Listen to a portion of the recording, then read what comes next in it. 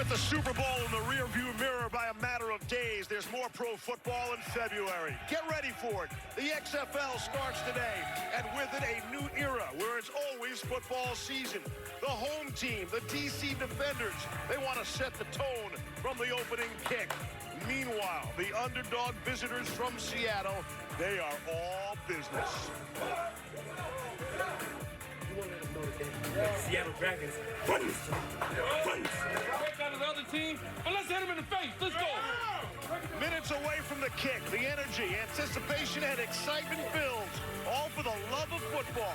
This is the XFL on ABC. Game day. We enter this untamed sensation of just before. An abyss. The mind races between expectation and desire. The lifelong ritual renewed. Find just the right amount of calm. Locate the headspace inside of this building fury. Here we go, Marco! All new colors, and yet it's the same game. Hey, that's a great hit. That's it. That's a spot. Improve. Prove. Prove again. Turn it around. Come to that. Form the trust. Build the confidence. Play to the construct. Balance the hype and angst. Read, react. Look, listen. Compose, create. Fly, finish. Rejoice. Activate this journey. Next rung on the climb. For the love of football. Game time. 43 degrees. The sun has come out. Audi Stadium in our nation's capital, Washington, D.C. Welcome to the progressive countdown to kickoff for the XFL opener. And you know, when the Seattle Dragons, the D.C. Defenders get together, you can throw out the records. There are no records. It's a clean slate. If all you know about the XFL is you hate me, forget about it. Long gone. This is the brand spanking new XFL. Great to be with Greg McElroy. I'm Steve Levy. Right here today, you're going to see the passion of football players who are going for a few things. Go to the NFL, get back to the NFL, and if not, just playing football really for the love of football itself. This is win-win for everybody. It's great. I mean, football is America. America is football. I mean, it is synonymous with the fabric of our country, and we have 10 more weeks of it. It's going to be incredible. I can't believe we're here. We finally made it, but football is here to stay. Thank goodness for the next several weeks. You're going to be at your best today because in 100 years from now, we're celebrating the 100-year anniversary of the XFL. This is the tape or whatever it's going to be at that point they're going to plug in. So here's the story. 8-team league. We got two divisions. The West consists of the Seattle Dragons, the LA Wildcats, the Dallas Renegades, and the Houston Roughnecks. Meanwhile, over in the East, pro football is back in St. Louis. They are fired up about it there.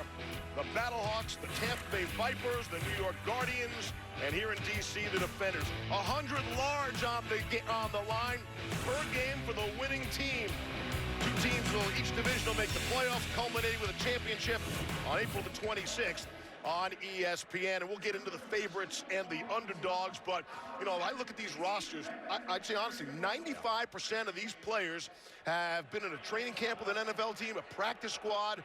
I mean, there is high-quality talent on the field here. There is. And if you look at an NFL roster, and really the guys, 40 to 53, that's these guys. I mean, we're talking about the slimmest of margins between being a starting player, a contributing member of a 53-man roster, and this league, the margin's about that slim. It might be circumstance. It's an injury, perhaps, but every single one of these guys possesses the talent to be able to play at the highest level of football. So expect a very, very, very entertaining league as far as the quality of play is concerned here over the next several months. As for the high-end players, some of the bigger names, certainly Landry Jones in Dallas.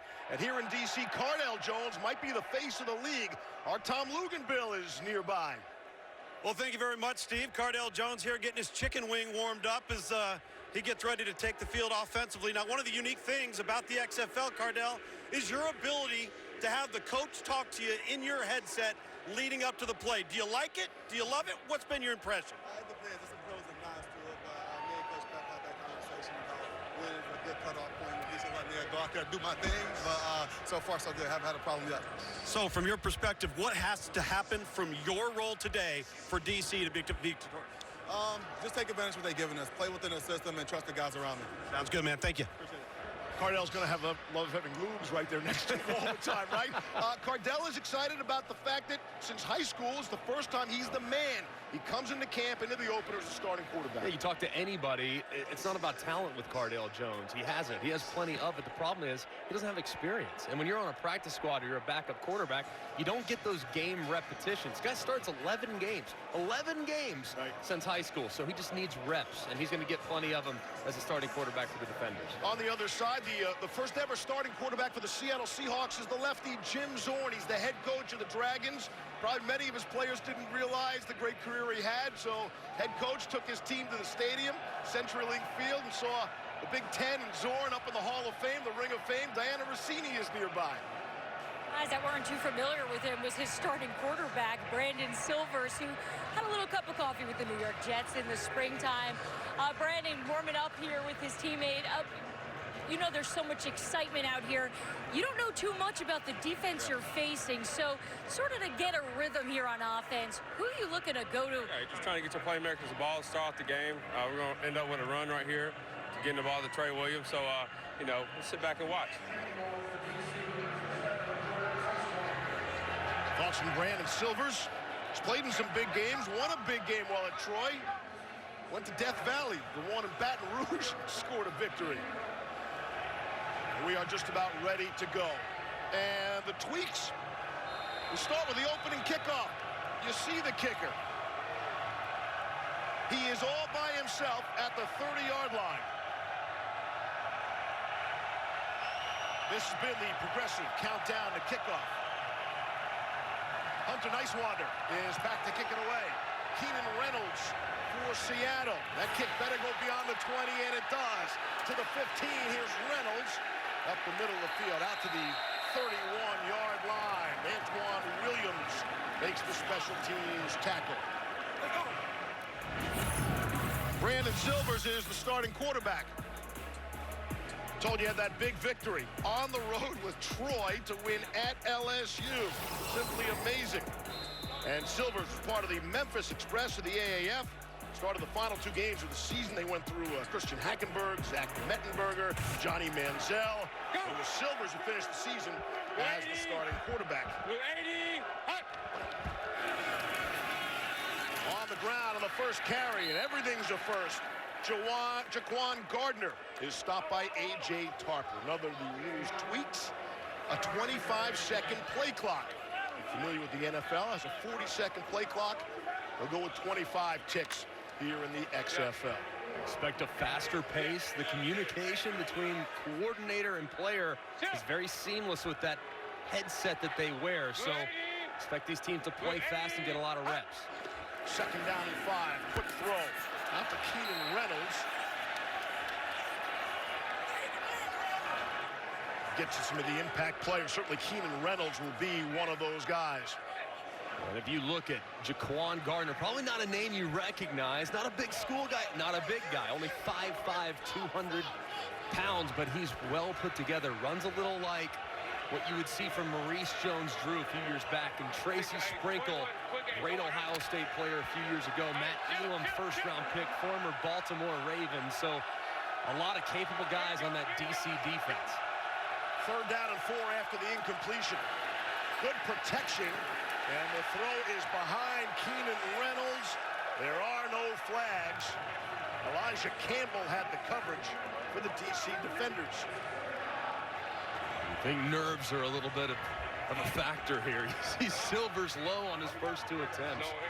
Clearly gripping that ball a little tighter, a little anxiety, get the cobwebs out a little bit. It's been a little while since Silvers had a chance to play on a big stage like this. Brock Miller is at his own 25 to punt it away. Eli Rogers is back deep for DC.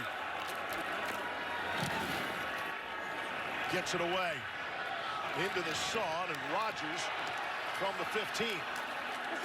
Maybe gets out to the 20-yard line. It's a 45-yard punt. Cardale Jones, 2014, went from the third-string quarterback at Ohio State to leading the Buckeyes to the national championship, finishing 3-0. Was drafted by the Bills in the 4th round of the 2016 NFL draft, and then in 2017 traded to the Chargers. Never started an NFL game. And as Greg mentioned earlier, only 11 starts in college. Jones out of the shotgun now. And he comes out throwing. It's Eli Rogers on the completion. Maybe a gain of 1 on the play. Jeremy Clark makes the stop. Rogers, 30 career games in the NFL, all with the Steelers. Rogers will be a guy they feature at wide receiver, but Cardale Jones getting him into a rhythm early. We mentioned earlier, not a ton of football. Hasn't played a lot, but unblemished record, 11-0. The ground game. It's Donnell Pumphrey. Pumphrey's name should sound familiar. 6,405 rushing yards in college at San Diego State. That remains an NCAA record. And there's an injured player down. That's Anthony Moten. Defensive tackle. Signed as an undrafted free agent by the Dolphins in 2018. And he's down at the 20-yard line. Greg, this position expected to be one of strength for Seattle.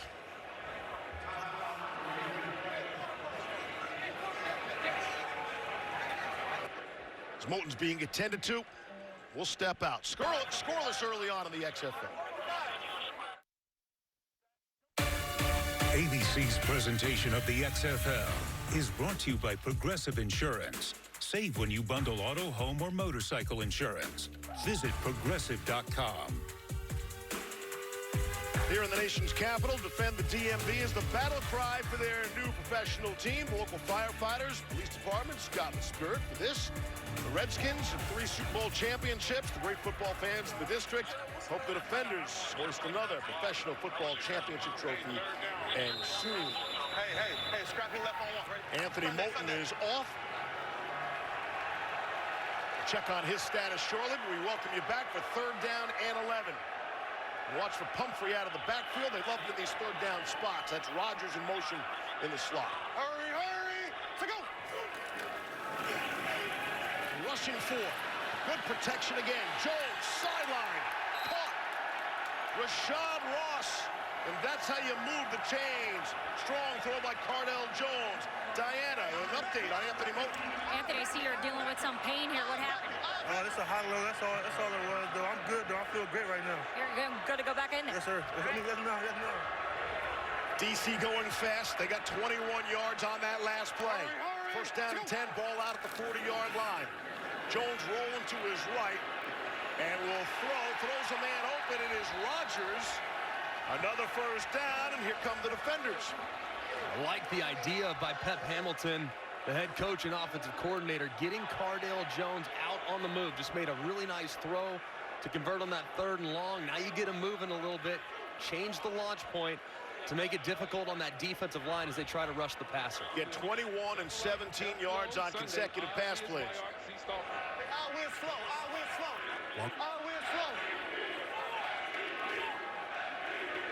Hey, Sunday.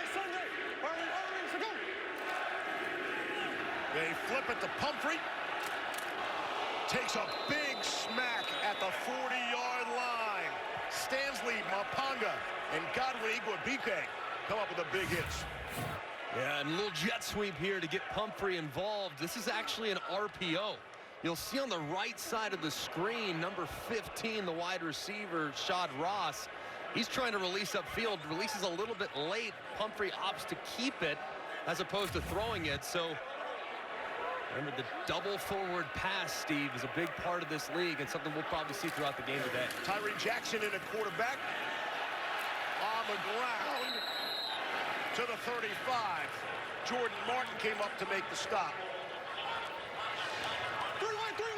Tyree Jackson, undrafted out of the University of Buffalo, only 22 years old, extremely talented, big body, just needs some repetitions as they use him a little bit. Jones back in, see who jumped off. Let's take our time. Might have been Jordan Thompson, who would have filled in for Moten, the injured player. Neutral zone infraction. defense, number 99, came into the neutral zone causing an offensive reaction. 5-yard penalty results in a first down. Eli, you out. Tiger, under Trey Wright. Under Trey Wright. Under Trey Wright. Purple even drill, both glance. That's Pep Hamilton, the head coach. He calls the offensive plays as well. Even drill, even drill, even drill, even drill. He's going to run the ball to the right here. Even drill, even meaning right. He called off the glances. Jarrell Presley cuts it back to the left side. Down the sideline and very close to the marker. Jordan Martin forced him out. Guys, real interesting as we're listening to Pep Hamilton. Now he's talking Cardale Jones through that play and told him what the look was to make sure he made the right check at the line of scrimmage and really executed well at the point of attack by this DC offensive line. And he would have thrown the glance. You heard even drill both glance. Yeah, we do. With a too high safety look, you're going to want to run the football. Same play here. Second and short. It's Presley again. Yep. The first down, just got back to the line of scrimmage. Anthony Johnson for Seattle made sure of that. Going to be third down and short. Jones under center now. QB sneak, yeah. There it is. And you got that Cardale Jones frame, 6'5", 264. That's a good play. Absolutely. Converse is usually quarterback sneak. Right there, using it at the line of scrimmage on a short yard situation. It's a good call, like you said, Steve. His size and momentum, really difficult to stop that big body on the surge. Impressive time-consuming drive here by DC. This is the 10th play of the drive. Taking some 5 minutes up off the clock. 2 tight ends. And Ross in motion. It's Ross, the ball carrier. They give it to him on the jet sweep. And he'll pick up a few. Jeremy Clark comes over to force him out of bounds. DC opening the playbook here, too. We've seen just about everything from them already except the double pass. I'm telling you, they have really done a great job of coming together as a unit in relatively short order. I mean, just a couple months, these guys have even known each other. And they're obviously executing at a pretty high level here early in this game. Get to know each other a little better when you have to have roommates, and everybody in the XFL has a roommate. Bit of a college flavor here. 3 seconds to snap it now. 1 second. They just get away. No flag. Here's Jones. Lofts one, and he's throwing that one away. Over the head of Kari Lee. Smart play by Cardale Jones. It's really easy to get tempted by hitting that tight end there in the front of the end zone, trying to squeeze it in there. House right flex, 8 short, even Cinco, H bass plant. Thor. I love that play. House right flex, 8 short, even Cinco, H bass plant. Even Cinco. H bass plant.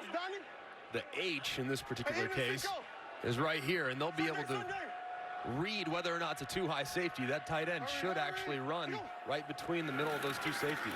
They split out Pumphrey this time. Here's Jones underneath, looking to get Pumphrey, and Nick Temple did a good job getting his hand in the way. Temple, who played for the San Antonio Commanders of the defunct now AAF. That was a good job trying to identify Pumphrey there on the option route. There's a 3-way go, and it was a good job by the defender being able to stretch out with that left arm and break up that pass. We're going to see a field goal attempt. What were the odds on this being the first score in the new XFL? It's on the way, and it is good. Congratulations, Ty Rossa from 34 yards away.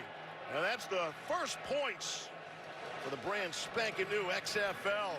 Excellent drive. It's slowed down towards the end, and DC has to settle for a field goal. Yeah, 8 ball. Remember, they like to crash when the tackle steps down, okay? Good job, though. Good job. Good job of managing your cadence. Coach obviously had a really nice time-consuming drive, executed very, very well there. I hear you over the voice control command, really working with those receivers from an execution standpoint. How did you feel that drive went? You know, it was good for us to find the rhythm. The quarterback did a great job of converting the 3rd and long. And we got to finish that drive with a touchdown. But it's good to get points on the board. How about the package with Tyree Jackson? Just want to make them defend the run and get that 1+ gap? Oh, without a doubt. We're going to +1 some more in this half. Thanks, Coach.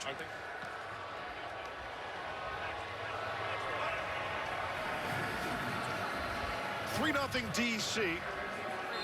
And Hunter Nicewander is back to kick it away. And it must look jarring to fans of the NFL. You see the kicker all by himself at the 30. And then his kick coverage team is at the other team's 35. And the idea of having those players also close, as you see right down the line, is to limit the big collision with a kick returner.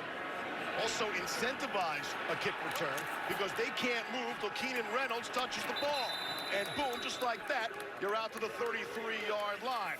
Khalil Abdullah making the special team stop. I really like that new kickoff. I think it makes a lot of sense. The kickoff is one of the most dangerous plays in football, but a necessary play from a strategy standpoint. So it doesn't go away. We just make it safer with how we are operating here in the XFL. 52 Pirate on go, ready? And some people talked about, hey, just eliminating the kickoff altogether. But a football game should start with the kickoff. You got to start with a kickoff, right? I mean, foot in ball. First down and 10 now. Handoff. It's Kenneth Farrell. Able to pick up a few. Jake Bromley made the stop. Here's Jim Zorn, the head coach and play caller. Cyril Richardson is the injured player. Got it. All right. The starting left guard. No Isaiah Battle at left tackle for Seattle.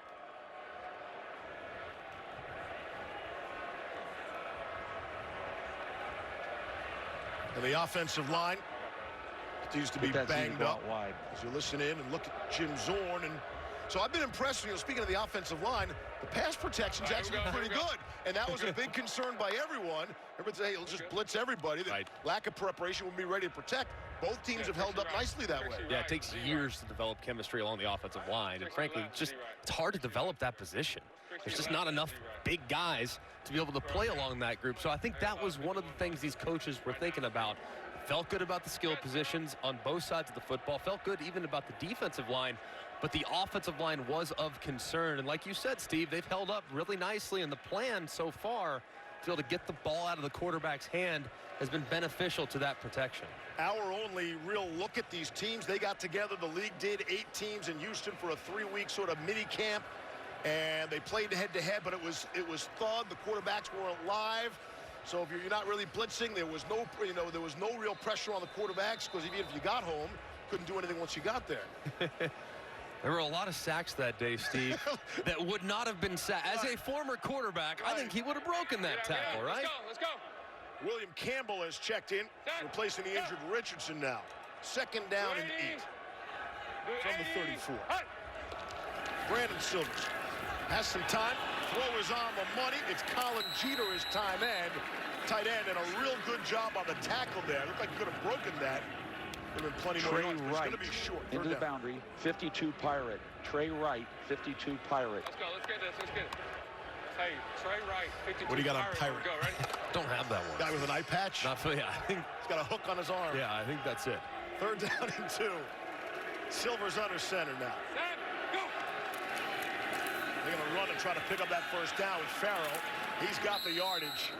And out to the 45. That feels like an important first down for Seattle to stay on the field, get something going, especially after the long, time-consuming drive by DC. Without question. And if you look at Seattle, the way they've built this team, they want to build it with the running game. They've prioritized the run game. They have 3 really good running backs between Gardner, Farrow, and Trey Williams. And they really did a nice job of solidifying the left side of their offensive line. So expect them to be a ground-and-pound team throughout the season. We'll watch for Richardson and the return. On the ground.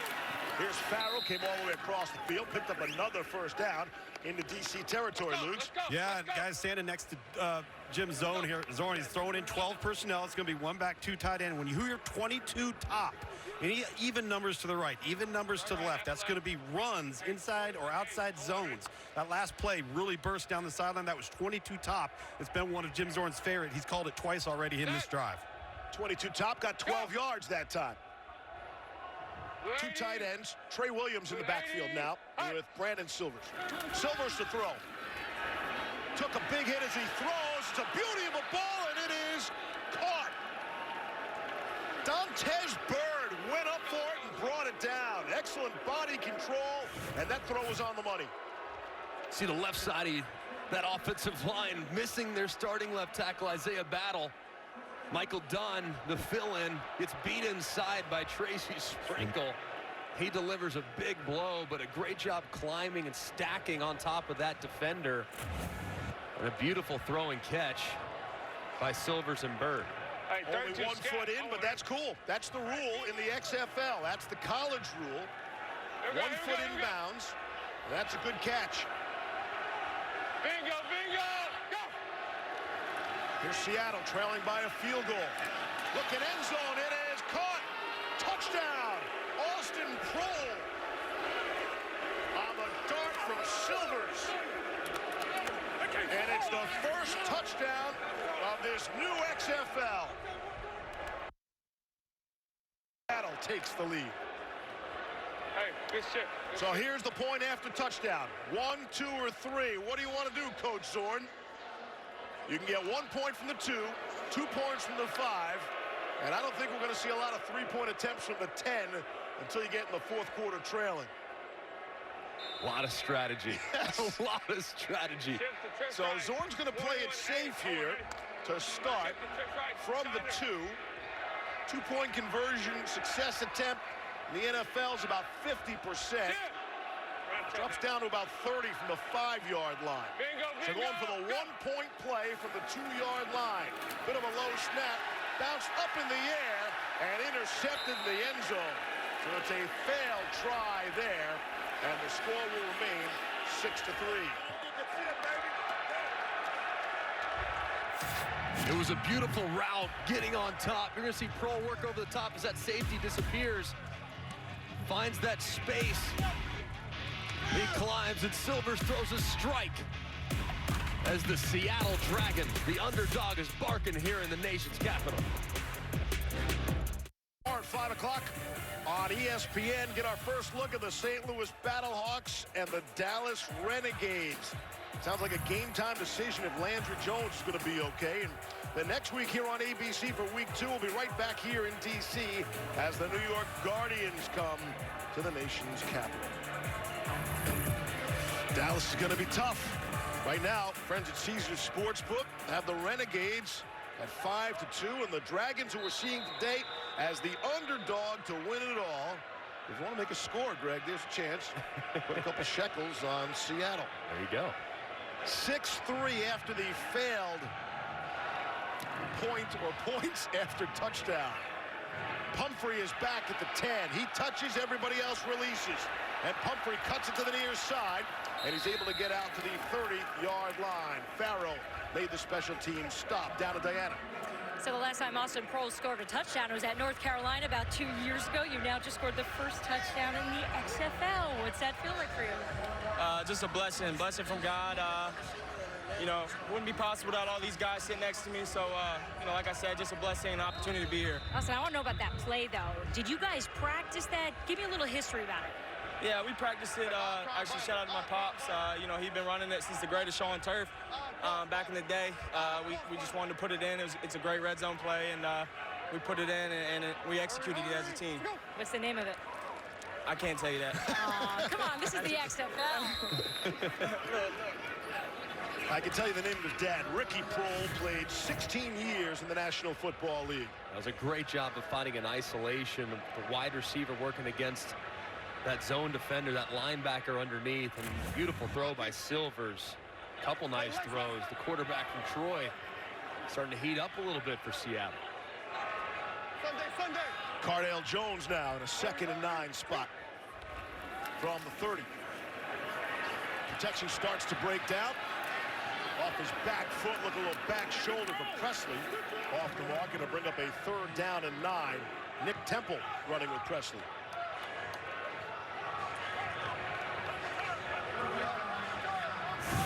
Trying to get a little mesh concept here. They do a good job, Seattle does, playing the man coverage.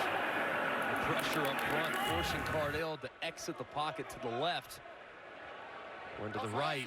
Got a few more opportunities at wide receiver, so good job. Good coverage opportunity there for Seattle Dragons. 3rd and 9. That's Presley, the back, who is split out bottom of your screen. Jones looking to run with it right up the middle.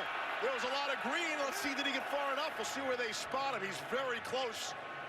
I think he's a little short. Steven Johnson, the captain of that Dragons defense, made the stop. It's going to be pretty close.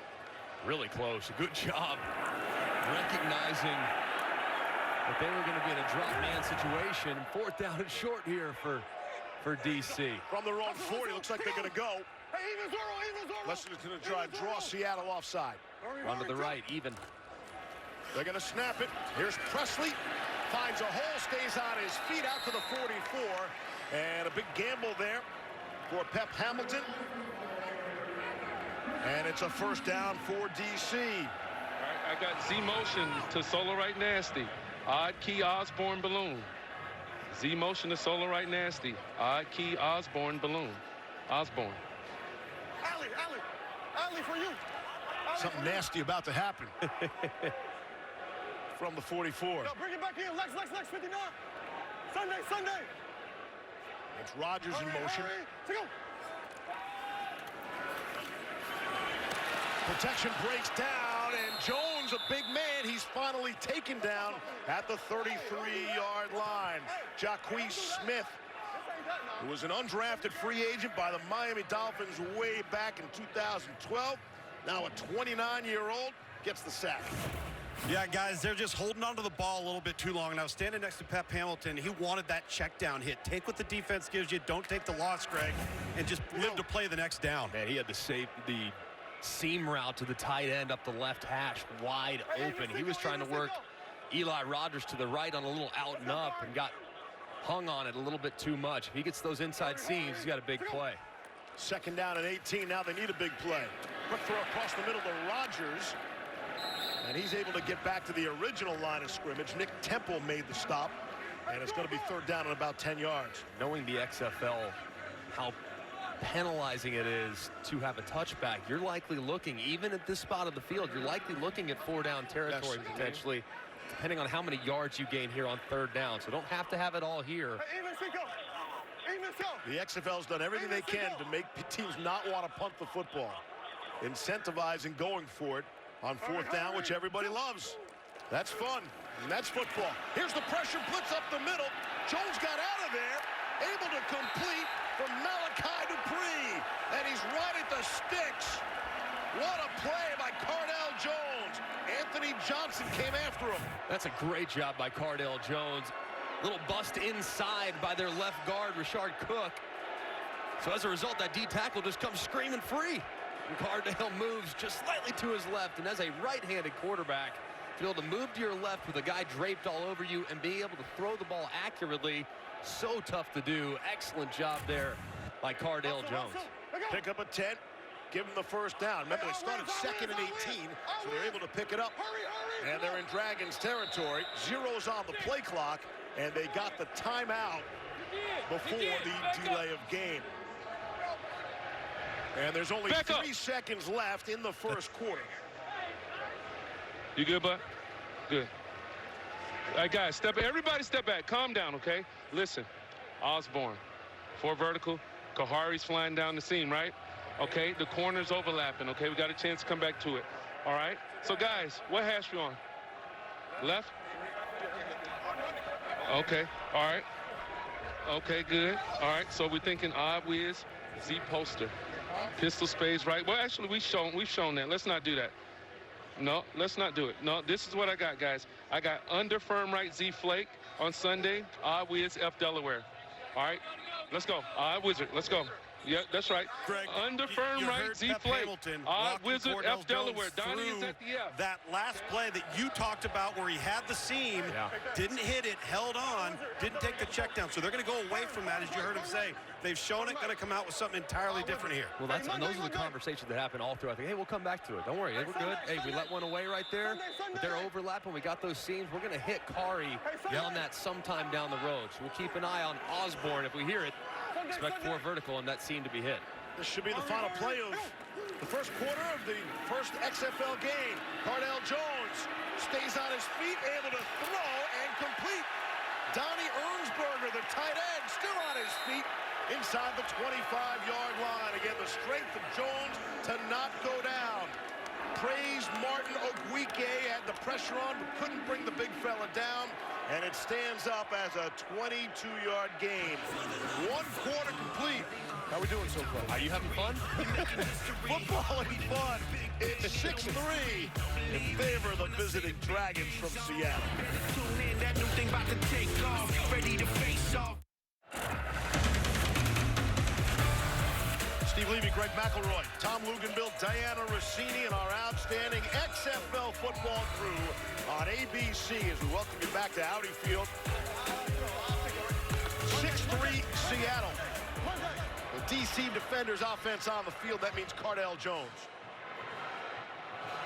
He's done a great job moving in the pocket, negotiating the pass rush, and maintaining a real strong point, and that big 6'5", 260-pound body has been tough to bring down so far today. Pumphrey is split out top of your screen. That's him in motion now. On 1st and 10. To open up quarter number 2 of the first game of the XFL. Jones gonna take off and slide down at the 15-yard line. Gonna be just short of the first down marker. But Jones can run for a big fellow. We've already seen how tough he is to bring down. Being mobile at the quarterback position, really important in this league. And obviously we see it all day on Sundays and Saturdays. Mobile quarterback is the new frontier, and Cardale showcasing some of that dual threat ability today. Even though he's not really known as a runner, he certainly can do it if needed. From the 15, it's Pumphrey. Nothing doing. There'll be a loss on the play. In fact, Steven Johnson came up to make sure of that, along with Jordan Thompson. Dope right stack, Wiz Book, Why Iowa. Dope right stack, Wiz Book, Why Iowa. Please read it, bud. That's a good idea, right, Greg? I would definitely read it, yeah. I would read it. So this is an RPO. Odd whiz means it can be a run to the left, or if a favorable look, you can throw the football. And he's polite, too. Please read it.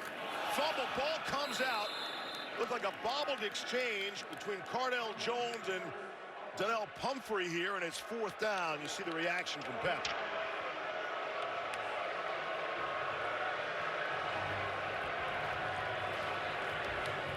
They're going to trot the field goal kicker out. Ty Rossa. Earlier hit from 34.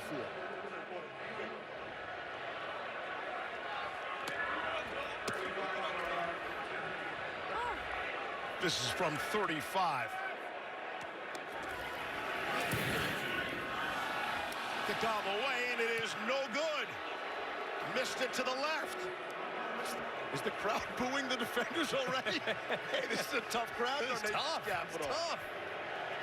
Top.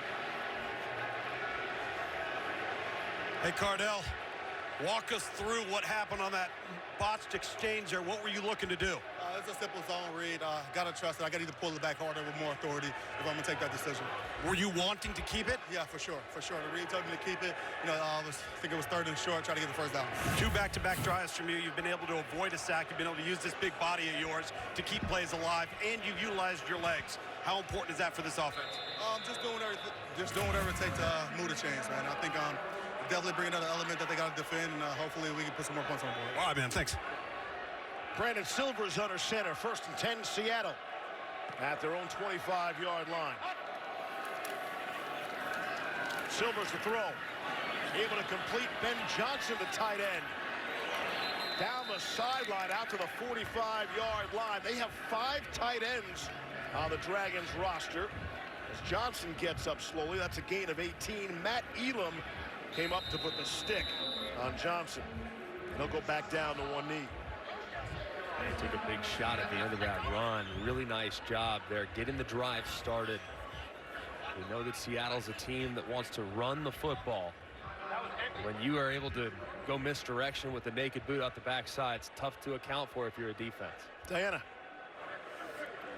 I'm here with Ty Rossa, the kicker. I know you haven't kicked in a meaningful game in about 2-3 years here. Just for you getting it back out there, you're going to get another chance. Oh, yeah. Sort of, what's your mentality going forward? Right now, I just got to go back to basics. Just try to rush it. That was all it was. I was trying to do too much. I just got to simple it down and just do my job. All right, thanks. Ty Rossa played in the National Arena League in 2018 and 2019. He's got a 51-yard field goal to his credit. So you know he's got the big leg, just could not kick it through the uprights that opportunity. That's a tough business, man. You miss a field goal, bam. Here, Diana's sitting next to you. Oh, you didn't talk to me after I made the field goal, Diana. That's a good point. I love it. The tray left. That's like the interviews with the offensive lineman, right? Only after the holding call. Of course. Nobody says, hey, great block. Yeah, absolutely. Kickers are people too, guys. For the brand. Got it. Check. Bingo, bingo, go! On first down and 10. On the ground, Trey Williams put a foot in the turf. This new excellent turf in D.C. And he's out to the 48-yard line. Antoine Williams brought him down. Saw some good explosive speed there out of Williams. I like what this Seattle team's trying to do. I mean, they are going a lot of misdirection. They know that this DC defense is going to be flying around. Guys are fired up to play. So they're taking advantage of that aggressiveness by doing some nakeds, doing some bootlegs, and doing some counters that are difficult on defense when they get run in one direction. Second down and 5. Silver's off the play fake, the throw, and a flag comes in. He's looking for Austin Prohl. There are a couple of penalty markers on the field. I think we've only had one penalty called so far. Again, Reggie Smith is our referee. 29.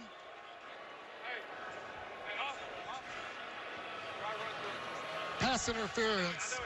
Defense number 29. Automatic first down. That's Tyree Cannell.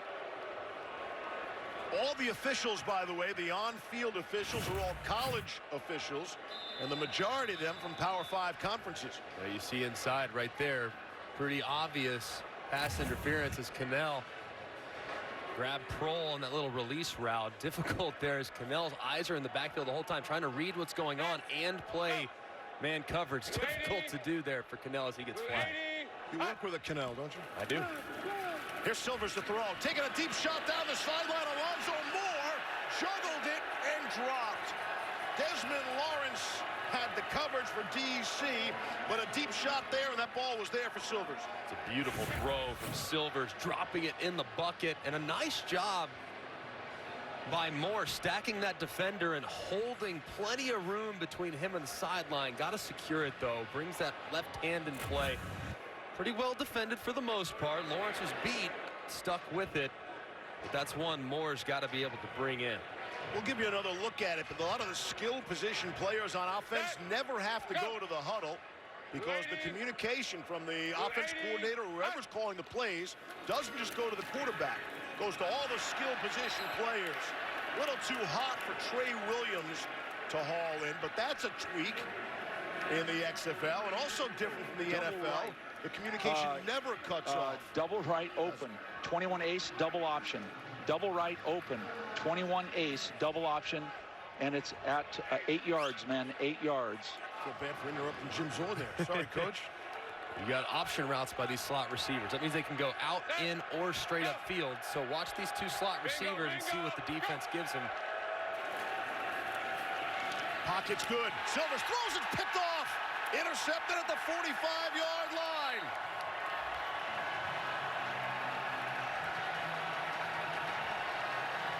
Raheem Moore, the most recent addition to the DC Defenders squad, comes up with the interception. And there's a wild celebration in the DC Defenders end zone. Posing for the pick. This was a great job reading eyes. I mean, look at the defender. His eyes are in the backfield the entire time. And he is just taken straight to the destination as Silvers just stares it right down. Trying to get a little double covered. He's playing that free, that robber defender, and Silvers doesn't see him as he comes out of nowhere to make the play. Excellent job by Moore, reading the quarterback's eyes and anticipating the throw. See how DC plays the quick change. Cardale off the play fake. Thought about the deep shot, now checks it down to Presley. And he is stood up at the 47-yard line. Diana. Hi, Raheem. Take us through what you were able to see there, because they were building some momentum there. Yeah, I'm just reading the quarterback's eyes. Coach called a great call on third down. We knew that they wanted to get to the sticks, and I knew it. I was disguising, moving around, just fooling with them.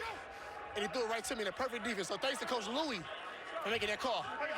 Yeah. So, for you, this is when was the last time you came up with a pick like this? Oh, man. My last pick was in 2015 with the Houston Texans. Now I got 2 today. I'm shooting for 1 more, but really I want to win first. But I'm going to go celebrate with my teammates, though. Shout out to my boys, man. You go do that. Coach Louis is the defensive coordinator, Louis Chofie. And for Raheem Moore, way back when, he was a second-round pick of the Denver Broncos in 2011.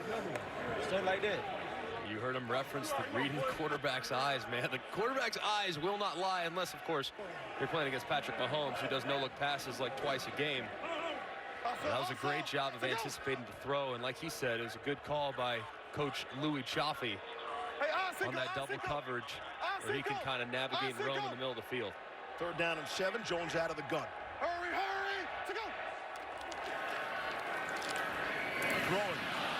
Too low for Pumphrey. Couldn't take it off the turf. Wouldn't have been enough for a 1st down anyway. So it's 4th down and 7. Great job by Seattle's defense. Sudden change. 3 and out. 3 and out. So difficult to do. It's a momentum game, but excellent job by Seattle's defense getting off the field and flipping that momentum right back to their side. Hunter Nicewander is back to punt for DC, standing at his own 34. And Austin Prohl has got the only touchdown of the game so far. He's standing back deep for Seattle. It's a high punt to the 15. Signal for the fair catch. And the Dragons are back on the field on offense. Big play by the defenders' defense. And they'll be back out there as they gather around, fired up after the sudden change. Hot ball. Turn it. Yeah. Okay. Welcome back to the XFL here with Seattle head coach Jim Zorn. We went to break, coach, and you said that you wanted to tell your quarterback it was your bad on that last play call. Why? Yeah, because I have to have him next series, right? I got to lie a little bit. But, yeah, he didn't need to force it. He said he tried to stick it in, but we had the back on a pattern that was wide open, so he has to turn that down and just come to the back on a check down. So that's not a bad play. Yeah. We'll just call it again. All right, thanks, Coach. Guys, this is going to be a run right here from Coach Zorn. 50-50 shot of getting that right. Incredible. Down and 10. Oh, beautiful. From the 15-yard line. It is, in fact, a running play. Jaquan Gardner is the ball carrier.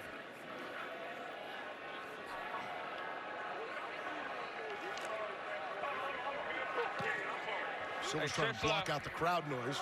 They got a big crowd here in D.C. Hey, trips left, 21 top. Owen, right? 21 top. They're going to run that wide pin and pull sweep play to the left. 21, odd number, meaning to the left. And there it is. With Gardner trying to get to the outside. Good swarming defense by D.C. Desmond Lawrence brings him down. 12 personnel. I want to go trips right nasty, Z left, 22 ace, Aggie, Z drive, H burst. 22 ace, Owen, ready? Here's Silver's only calling that 8. He only needs to tell the protection. 21 ace. It's all he's got to tell those offensive linemen. Watch this Z coming across on a shallow. 3rd down and 8. DC only rushing 3. It's underneath the Farrow, but he's nowhere near the 1st down marker. Jonathan Celestine made sure of that, and it's 4th down. And players come together and flags fly. Looked like Dylan Day, the center, was involved. Hold up. Remember, things got testy when these two teams got together in Houston for their exhibition game, if you will. Had a couple of ejections in the game. All right, so after the play,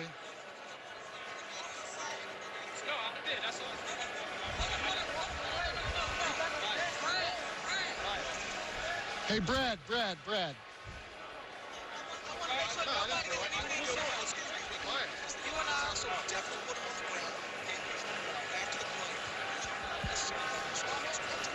Yeah, the down counts. It's going to be 4th down.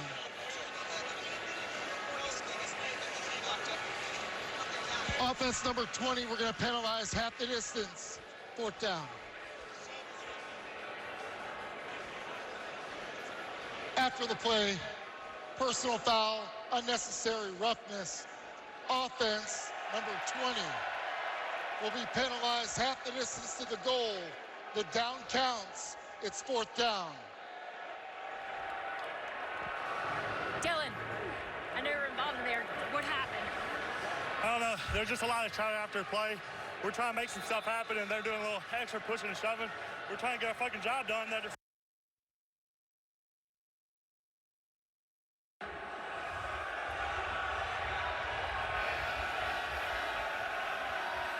Punter back in his own end zone, and the punt is blocked. Brock Miller has his punt blocked and recovered for the touchdown. Elijah Campbell.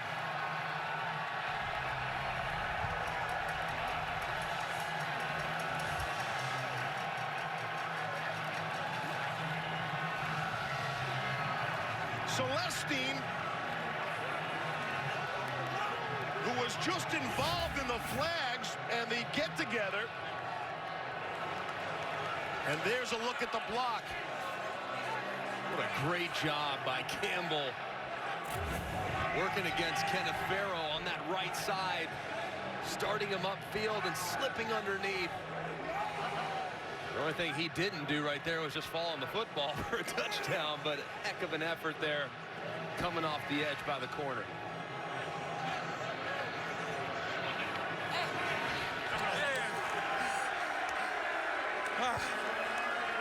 They're going to spot the ball at the 5. So here's our first opportunity to see a 2-point play after a defensive score. And Pep Hamilton actually gave us a heads up on that this is the spot to try that. So off the blocked punt touchdown, DC goes up 9-6, and Tyree Jackson is in at quarterback. From the 5 to try to score 2. Running out of real estate, and he is taken down. Kyle Cairo made sure there was nothing doing there. And the score will remain 9-6.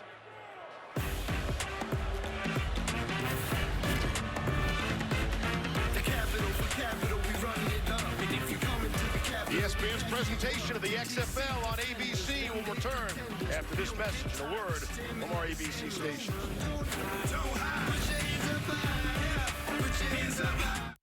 Tonight, great NBA action, 48:30 Eastern Time. It's the Los Angeles Lakers, LeBron and company, be in the Bay Area to take on the Golden State Warriors. Coverage tips with the jump at 8 p.m. Eastern. Lakers off to a fabulous season, leading the Western Conference 38 up and 12 down. And we are told that Andrew Wiggins is expected to play. He newly acquired at the trade deadline for the Warriors. We'll see if that boosts Golden State.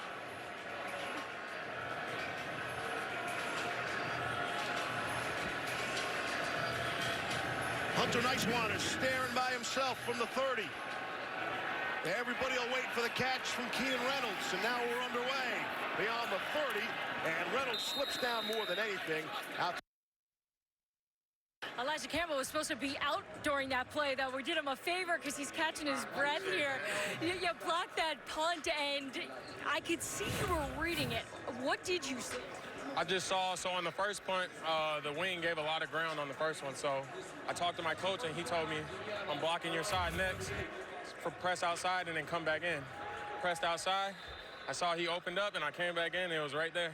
A lot easier than I thought it would be, I tell you that. We've been standing here for about 3 minutes, and you said that it is so different, real-life football. Man, one play, and you gassed out here. No matter how good a shape you're in out here, football shape's a lot different. So. Hey, thanks, Elijah. Austin Prohl caught the touchdown, drops that one. I'm good. Raheem Moore had the coverage. And Elijah Campbell's one of those guys. He's excellent. It was the first pick that they made in the secondary there at DC. He's a corner, and he's from a smaller school. He's from Northern Iowa. So if he played at maybe a bigger school, I bet you anything he's playing in the NFL. But he's got to get the tape against top-tier competition to showcase his abilities. But watching the tape from some of the joint practices over the last few weeks, he is definitely a guy that stood out as one of the more talented players in this league. Go! Bingo, bingo, go! Good strong pocket, and the throw, it is caught on the far side. It's Keenan Reynolds on the receiving end. Keenan Reynolds, there are 4 Navy players who have their number retired. Think about that. And he's one of those 4. One of those 4 also is the great Roger Staubach. What a great kid.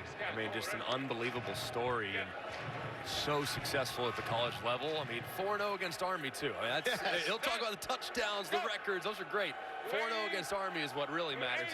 One game you got to win, right? 3rd down and 6. Silvers got rid of it quickly to Farrow out of the backfield. And he is stopped short of the marker. Excellent swarm tackling by DC, led by Jameer Thurman, to prevent him from getting the 1st down marker. I would imagine they're going to go for it anyway. You would assume a good job there by Silvers, throwing that hot route. Right there to almost picked it up. Hey, this is looks like they might punt the football. I'm shocked by this. Brock Miller is running out on the field. How about that decision by Jim Zorn? That's right. At least maybe try to draw him off sides, see if you can't pick up a free 5 yards, or take the delay of game at the very least. But I'm really surprised opting here after really good field position. They're not wanting to go for it. Here's Miller, gets a snap. Oh, he's going to boot that away. Eli Rogers signals for the fair catch at the 10-yard line. Mentioned some of the numbers on Keenan Reynolds. This game actually features 2 NCAA record holders. Keenan Reynolds, 88 touchdowns during his time at Navy, where he played quarterback. That's an NCAA record for most career touchdowns by any player at any position. As we mentioned earlier, DC running back Donnell Pumphrey, 6,405 career rushing yards, while at San Diego State, that also remains an NCAA record. For Pumphrey, the 6,400 rushing yards, that's just about the exact distance from the field here at Audi Stadium to DC's downtown offices. Sometimes things just work out that way. 1st down and 10 now. Hurry, hurry. Let's go. From the 10. Here's Jones. Gonna keep it, try the left side. Tom? Yeah, Greg, Steve, just listening into Pap Hamilton and Cardale Jones discuss some strategy while the DC defenders are on defense. They're very concerned about this defensive front for Seattle crashing down and scraping, and you can't make the block to hand the ball off on the zone, and that's why they're instructing Cardale Jones to pull it, keep that defensive front honest for Seattle. Hey, even bullet to us. Even bullet to us. Even bullet. Hurry, hurry. Let's go. Batted up in the air, deflected. Rogers still able to come down with it. That could have been catastrophic as it gets out to the 15-yard line. Good focus by Rogers off the fingertips of Marcel Frazier. That was a good job by Frazier getting his arms up, recognizing that screen. And also a nice job by Rogers, sticking with it, trying to make something out of nothing there. No, it was pretty well defended. 3rd down and 5. The offenses have really slowed, right? The last touchdown was a defensive score off a punt block. Off a 3-and-out last time. Hurry, hurry. Let's go. Here's 3rd and 5. Seattle is bringing some heat. The pass is completed, but I think short. Malachi Dupree of LSU fame makes the grab. And Channing Stribling, excellent stop, and they're going to be short. What do you want to do here, Coach? Punt. Yeah, you got to punt. I mean, back up inside your own 20. Punt. And that's obviously the throw was low, off target. If that's an accurate ball by Cardale Jones, Malachi Dupree, and that momentum would certainly have carried him there beyond the sticks. But unfortunate, that ball was a little off the mark, which led to Dupree being just a little bit short. Well, I mentioned the offense drying up. That's 4 consecutive 3-and-outs. So on 4th and 1, nice wander. Back to punt away. Kroll from the 34. Little stutter step. And he'll get beyond the 40-yard line.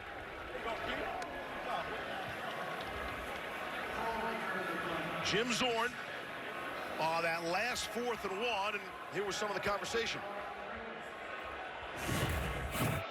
Oh, come on, man. Punt it. Punt it. Come on, man. I got to have exactly it if I'm not there. That's okay. Here we go. In the end, it's okay. Not in the beginning. Gets his wits about him after he flushes out some frustration. From the 40-yard line, best starting field position for Seattle in the game. Here's Silvers, thought about throwing, and now picks up a couple of inches maybe. He's second down and long. 2:22 to play in this fast-moving first half of the opener of the XFL season. 9-6 in favor of the DC Defenders over the Seattle Dragons. Teams in the XFL get 2 timeouts each per half, as opposed to the NFL's 3. We'll take this all the way down. Get the play off before the 2-minute warning. Knocked away. Trying to find Austin Kroll. Batted down at the line of scrimmage by A.J. Tarpley. That is the 2-minute warning here in Washington, D.C. 9-6 in favor of the home team. We'll be right back.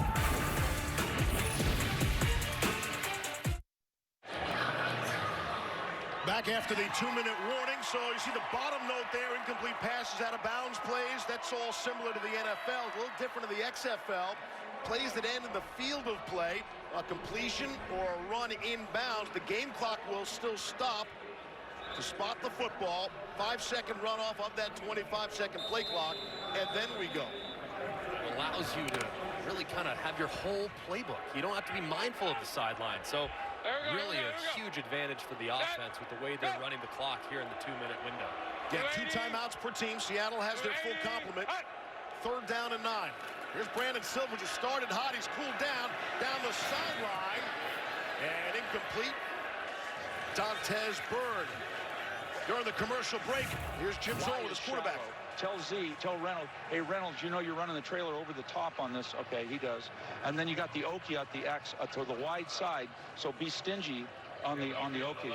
I mean, on the left. Yeah. It's to the wide side, so don't you have to force that one, right? It's a long throw. All right? Be smooth. Let's go get the first down. Let's go get the first down. F right. 32 ace, Z trailer.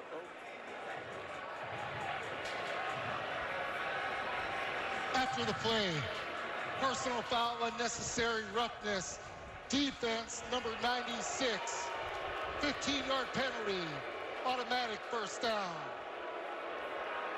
That's a big penalty. Jay Bromley from Jamaica, New York, was flagged, and the ball will be moved all the way to the 44-yard line of DC. Minute 42 left. And again, Seattle still has both timeouts. You just can't do that. I mean, that's one of the most experienced players in the entire league. 57 career NFL games. You get a free first down, 2-minute drill. They run the football with Trey Williams. And see the play stops. I want to go trips right, 21 ace dancer. Trips right, 21 ace dancer. You run the option route, Trey. All right, dancer is go routes, deep ball. So expect him to hit one of these receivers outside, particularly press coverage to the top. He's going to have Reynolds in one-on-one. 2nd and 5. Silvers try to go back shoulder to Keenan Reynolds, but he slipped down.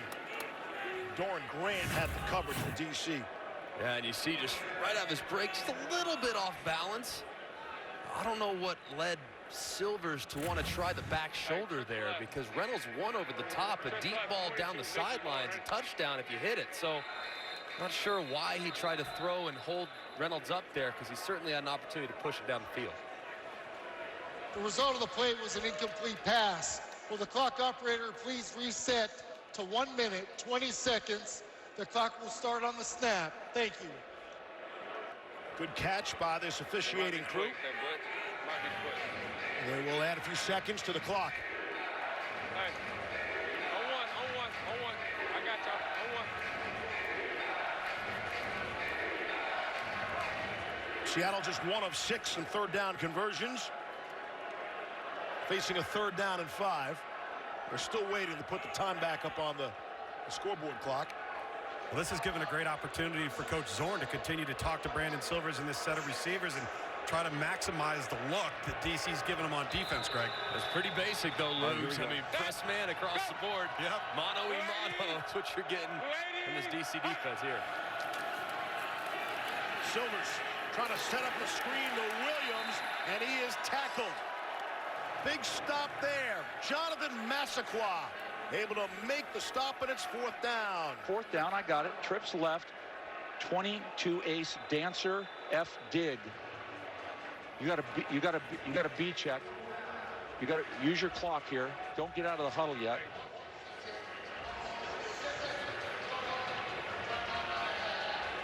All right. All right, now this is be stingy with the ball for 12. Yep. Want it up? It's 30 seconds. It looked like. All right. Okay. It looked like y'all are together. No, I got to step on him. Okay. DC spent their second time out there. Hey, if you Okay. I'm not looking to like 12, 15. All right. I got it. 12? I'm good. I'm good. Greg, I like this term stingy that Jim Zorn keeps using with his quarterback, essentially saying don't take risks with the football. And you can hear there, too, Keenan Reynolds talking with Silvers. 21, Sounds like they're check going that. Dancer Trips again. left. 22 ace, dancer F dig. So this is Dancer, Dancer same F play. dig. Deep ball. Be stingy. He just said a second ago, I had to step on him. So if he gets a similar look, probably going to try Reynolds. But here's your F right here. So you'll get a dig out of Prohl from the slot. Dig is an in-breaking route at 12 yards. 4th and 8. Silvers underneath.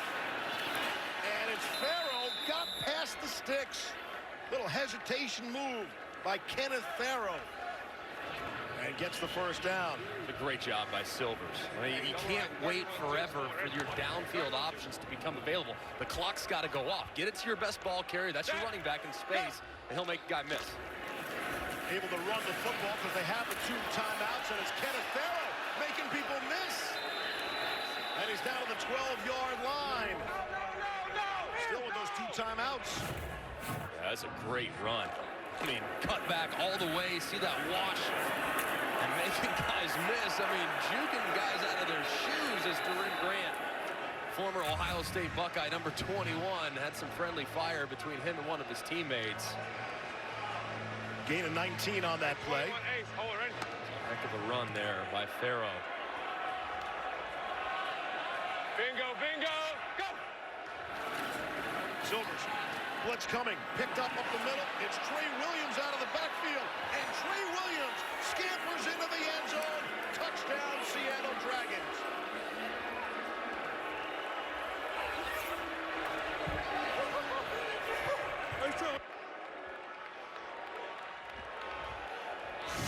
Man, it's a great job. You're just going to see Williams bust out. And as a result of some of the pressure inside, that defensive end has to peel with the running back.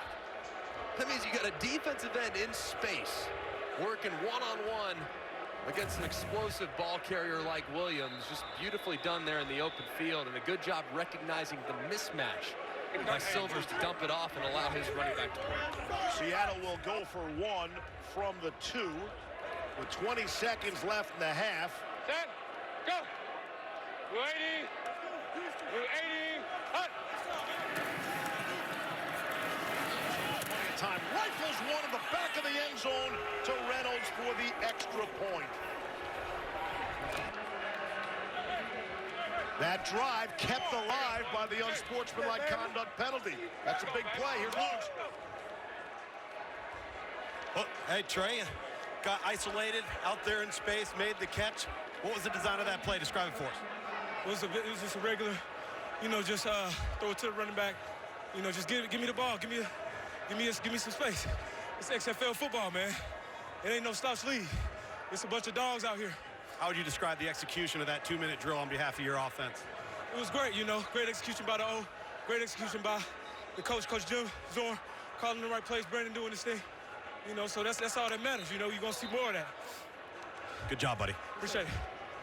Trey Williams was the first-round pick by the Seattle Dragons. Each team in the XFL was allocated what they would call a star quarterback, and then they drafted by position, and they had a draft as the skill position, and Williams was, again, the first-round pick by Seattle, and he pays dividends there. The Dragons a 13-9 lead. So DC gets the ball. There's 20 seconds left in the half, and the defenders will get the kickoff to start the second half as well.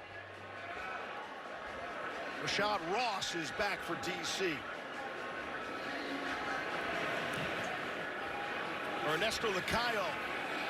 That's a short kick, and we've been waiting for that to happen. All kickoffs have to go beyond the 20-yard line. The ball did not make it beyond and remain beyond the 20 in the air. Therefore, by rule, it'll be placed at the 45-yard line. First down. That's not even your own 45. That's the other guy's 45. Plus 45. And so essentially, it's like kicking the ball out of bounds. And in the NFL and in college, you get 20 yards of field position. Well, a touchback here is at the 35. So 20 yards of field position means that you start at the plus 45. So, but how about at this point in the game with 20 seconds left in the half? Now they're out of timeouts. This is a spot, though, where you can still work the middle of the field, because you have plenty of time to be able to get up there and snap the ball without anything coming off the clock. So your whole playbook's available to you as you try to steal some points before the half. Here's Cardell Jones. Off his back foot. Too short for Malachi Dupree. 5 seconds left in the half now. In the change of possession, there's no 14-second play. Yeah. Hey, ref! Okay, fix it.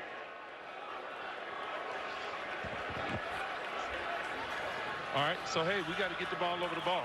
Let's go swirls, F search. Scrap to the right stack, swirls, F search. Hey, Cardell, as soon as we complete it, we got to get up to the ball, and then we got to clock it, okay? Hey, listen, offense, come here. Come here. It's going to be scrappy right. The officials are huddling about the game clock. Pep Hamilton had an issue. Let's see. Will the clock operator please reset the clock to 15 seconds? The clock will start on the snap. You heard Pep Hamilton sarcastically tell the official, there's no such thing as a 14-second play. Incomplete pass. Incomplete pass. That circus route must have took forever for them to have that much time off the clock. So 15 seconds left now. Second down and 10. No timeouts for DC. Cardell trying to run out of there. And he will slide down. Took some contact. Out to 37. Nick Temple brought him down. See, that clock has stopped plenty of time. Not penalized whatsoever by being tackled in bounds. Right. So that's kind of that's the advantage that the rule provides you, is normally the half would expire in a situation like that. There are the timing rules we're just talking about again. It's really the top that is the tweak. And Ty Rossa has come on. This will be about a 55-yard, 54-yard field goal attempt. Again, his career long is 51 when he was playing for Boise State. Did it at Virginia in September of 2015. 5 seconds on the game clock. They'll call it 55 now. Seattle will send a man deep just in case. Love the call. Anytime you can potentially get a return on a field goal. Got all those big offensive linemen out there trying to cover a kick. I love the idea of putting a potential return man deep. Or a kick that's just a little bit too short.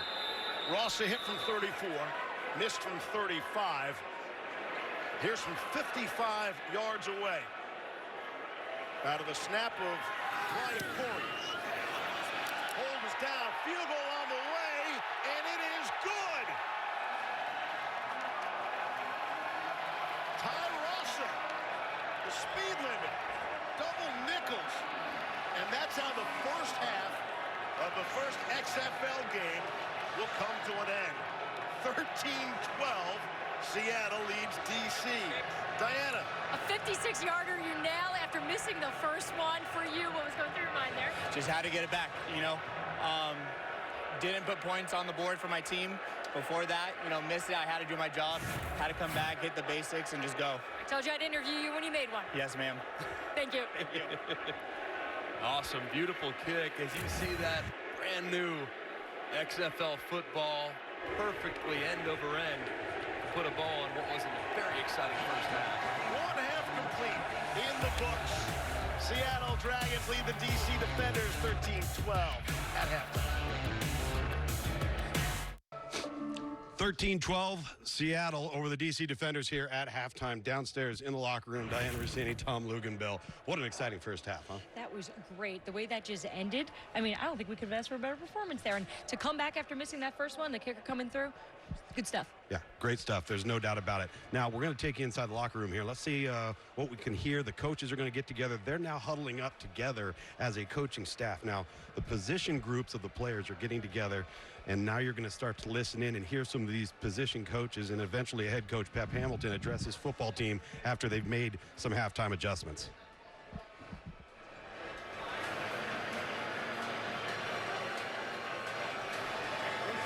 You got 30 minutes of football left. Everything I talked about is still right in front of you, okay? You can still let everyone know what our brand is going to be. Right. All right?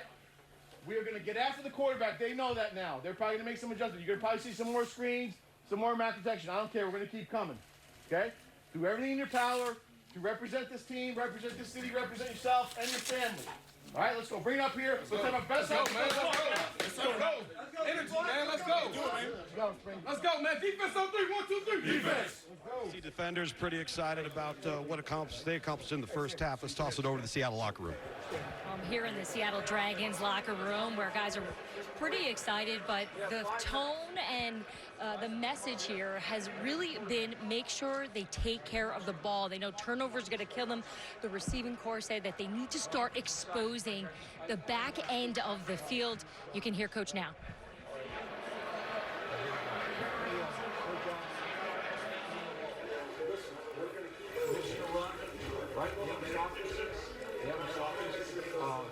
I'm going to call top again, but I'm going to do it with Zoe. It'll be Zoe, Charlie, top, okay?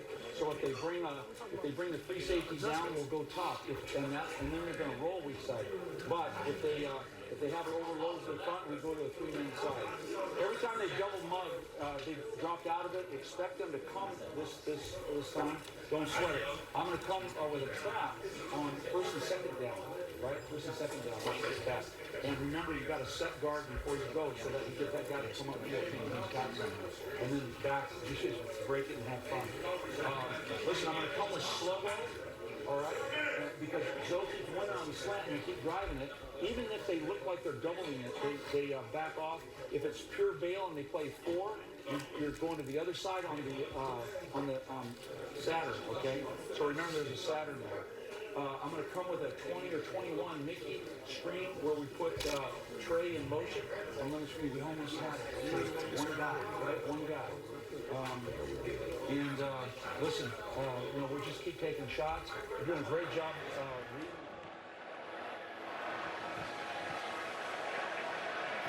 Locker room. The Dragons have the lead, 13-12. We are at halftime. Only a 10-minute halftime. Don't go anywhere as you listen to some of the sounds of the game.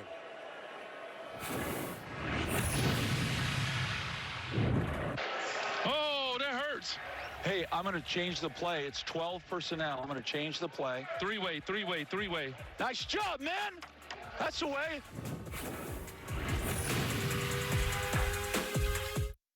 First half of the first XFL game is complete. Players are headed out of their locker rooms. Ready to start second half action. The Seattle Dragons leading the DC Defenders 13-12. Back up here in the broadcast booth with my new best friend, Greg McElroy. I'm Steve Lee. We had some offensive touchdowns, defensive touchdowns, and plenty of highlights to show you. Today's game flow is brought to you by Progressive. It was a back-and-forth game. I mean, some mistakes, a little sloppy. It's to be expected. It's week 1. They got started. Nice field here to get the scoring underway, and then obviously some back and forth. It was a nice job here by Silvers on their second drive, finding Kroll over the middle.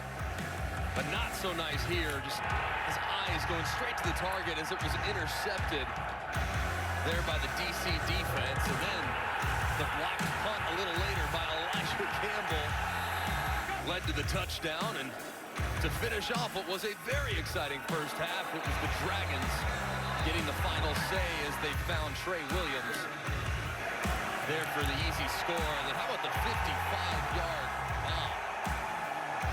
Just a beautiful kick there from Rasa after he had missed earlier from 35.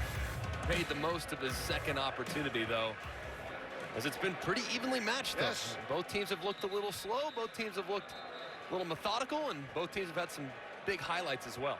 Time of possession, advantage Seattle. Greg, I forgot, who won the opening coin toss? Do you recall? That would be the home team, yeah. There is no coin toss, as you know, in the XFL. The home team, in essence, wins the coin toss. They will always have the decision. And DC deferred, so we will see Cardale Jones and the defenders' offense back on the field as they trail by a point. You know, a lot of people, you look at the opening line, by the way, on this game. I think it started 5, 5.5, 6. Shot all the way up. My last look was around 9 points. And a lot of people thought this would be kind of a blowout.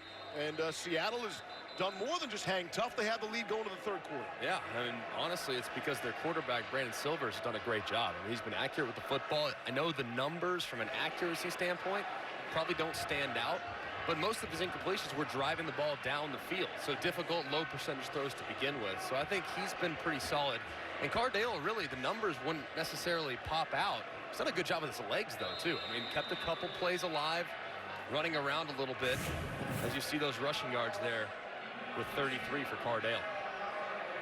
Red zone trips have been critical. Seattle 2 trips, 2 touchdowns. DC 2 trips and 1 field goal to show for it. Kick in the air by Lacayo. And Rashad Ross out beyond the 20 there, out to the 22-yard line. Mentioned the point spread coming into this one. You see up on the bug, the score bug is the over-under as well. At 51.5, that'd be a relatively high-scoring game. And at this point, just about on pace. I'm about on pace. I'm still amazed that Vegas could settle on it. I mean, it's amazing to me because how do they know? Even the coaches didn't know. They always know. We asked the coaches yesterday, what do you expect? I was like, oh, we'll see. Shout out to our friends at Caesars. We open up quarter number 3. Jones off the play fake. The throw and drop. Hits Simi Cobbs right in the number. And pops off. An incomplete pass. Some of the other numbers for this game did close at 9.5. That's quite a jump during the week. Tampa Bay at New York suggested to be the closest to the games, and that's the only one that has the visiting team as the favorite. A lot of people like Tampa Bay. Aaron Murray, at quarterback, Mark Trestman, their head coach. On the ground, Gerald Presley has first down yardage and then some. Out to the 36-yard line. Gain of 14 on the play. I get that up. This is what you'd like to see a little bit from DC. A little bit too reliant on their quarterback in the first half. Didn't give Cardale Jones a lot of opportunities to spread the football around. So I'd like to see them commit a little more to the running game a little bit more and expect Jarrell Presley to get plenty of opportunities here in the second half. Here's Presley again. Trying to shake loose, nothing doing. Nick Temple says so. Diana. Greg, it's interesting that you bring up that you want to see more of this run game because Pep Hamilton just told me that he's really disappointed with his own patience in terms of the run game. He says you're going to see a change here in this second half, but when it comes to Cardale Jones, extending the play, that's what they're depending on going forward. Yeah, Pep told us apologies to Mr. McMahon, who wants, you know, the fireworks at an air show. He wants to grind it out a little bit. Absolutely. Play some of that running game. We'll see. That's Presley again. Not much happening there. Presley ran a 4.4 at the 2016 NFL Combine. 4.4 speed. And that was among the fastest of all players at that Combine. He could fly, couldn't get loose there. Right, Ox even heat, F Python Z return. Hey, Ox even heat, Sunday. Ox even heat, Sunday. Ox even heat, Sunday.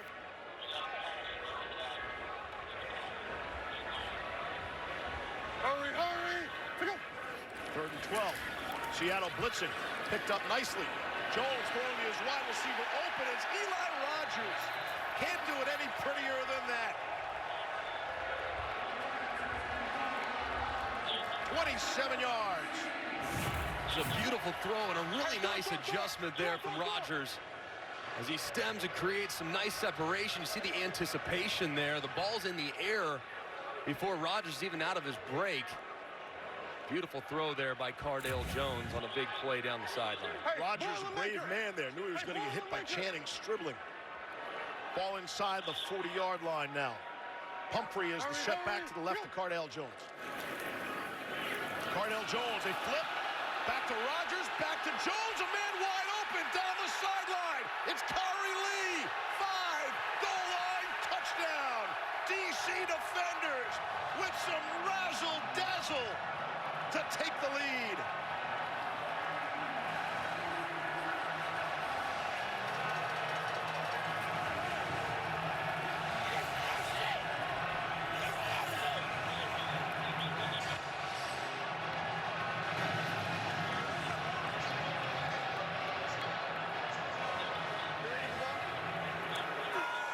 Team 13 DC. Ball spotted at the 2.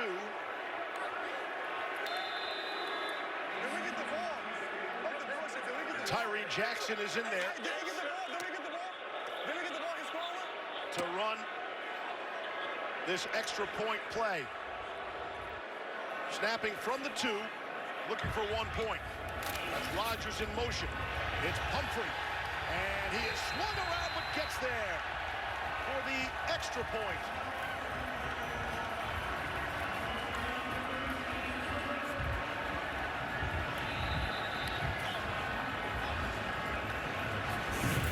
Great effort there on the run by Pumphrey. Good job cutting back, and the former Philadelphia Eagle would not be denied as he approached pay dirt. Very physical run from the 170-pound Pumphrey. How about this play, though? You got the double reverse, but I love the patience. It looks like he's going to block. That's what you think. Then he says, major look, gone, out the back door. Really, really good patience here by Kari Lee. Takes a ton of time for the play to develop. You don't want to outrun your quarterback's arm, and that's tough to do naturally with a strong-armed quarterback like Cardale Jones and the tight end doing work with the ball in his hand. Just beautifully done as Tom's sitting down with the offensive play caller for DC. Yeah, Pep Hamilton's so excited he had to come sit down. I'm the one tired chasing him down. Coach, walk us through the design of the play. Obviously, you execute it perfectly. Did you need to get a certain look, or was that thing locked on? Yeah, it was a situation where we didn't want to waste the play, so we were able to use a double cadence, and we saw the look that we wanted, and our players executed. It's never the design of the play. It's always the players' ability to execute the plays, and they did a great job. How important is it for you guys to come out of the locker room like that, get off to a fast start, and get this momentum? I think it's really important. I think it's really important for our guys. We're going through adversity together for the first time, and it's good to see that we're showing some resilience. Coach Hamilton literally sitting on the hot seat, regaining the lead. Pep's got his guys at 10 points in just over 3 minutes. When you think about the field goal coming at the gun at the end of the first half, and now in control, 19-13. Seattle has the football. And on 1st down and 10 is Jaquan Gardner. Able to get 4 yards. Here's Diana. Cardale and Tyree making magic out here. Right before the play, you said, guys, intensity, intensity. Yet you showed patience. First, tell me what you saw there. Oh, for sure. It's a play we've been working on all week, and he been too early. I mean, he was too fast on it all week, so I'm glad that he got it together in the game, so that's pretty sweet. So you made that adjustment. Yeah, take the coaching points and execute it on the field. And for you, how's that feel to just score a touchdown here in the first game of the XFL? It feels good, man. It feels good. Trying to put a show for the hometown fans, it feels good. Thanks, guys. You heard him. He slowed it down. I'm telling you, every time you call a trick play, everyone's excited naturally. Right. So you have a tendency, if you're the receiver, to be a little bit too urgent. When are you ever told to slow down? Never. The football field. It definitely goes against everything you've always been told. But you got to be really patient. They always say, Be an actor, not a tractor is literally what they say. Right. And when you're open, don't drop it. Exactly. They also say that. And when you catch it, make guys miss and score. There you go. It's pretty simple game, right? The epitome of an in-game adjustment, too, right there. Here's Seattle now. Silvers didn't want to run. Good idea to get it to Austin Prohl. He'll do the running down the sideline. Austin Prohl stays in bounds. Touchdown, Seattle Dragons. Cut away from Raheem Moore to score 6. 57 to the house. And we're all tied now at 19 all. How about Brandon Silvers doing a little Pat Mahomes? Escaping, challenging the pocket, climbing in the pocket, and then almost, he cheated though, he looked. You know, Mahomes would have just done a no look. That was a heck of a find. Looked like he was just gonna run. There was plenty of room to run, but keeping your eyes downfield, adjusting your hips late, and delivering an accurate throw. And how about Prohl, turn on the Jets and get into the end zone. Excellent, excellent play. He's talking a little smack after the big play touchdown. So $1:26 after DC scores a touchdown. Seattle answers. Dragons will go for 1 from the 2. Bingo, bingo, go! Throwing, batted up in the air and knocked away. Try to go to Keenan Reynolds, who was able to bring down the last extra point conversion. Tyree Kinnell able to help out and knock it away. So with 10:28 left in the third quarter, we're all tied up. 19-19, why wouldn't we be? This is the high-flying offense that we thought we'd see from the XFL. As Kari Lee off the trick play. Great run after catch by the tight end, but not to be outdone, the Dragons strike back. As Prohl escaped for the big touchdown to tie this game at 19.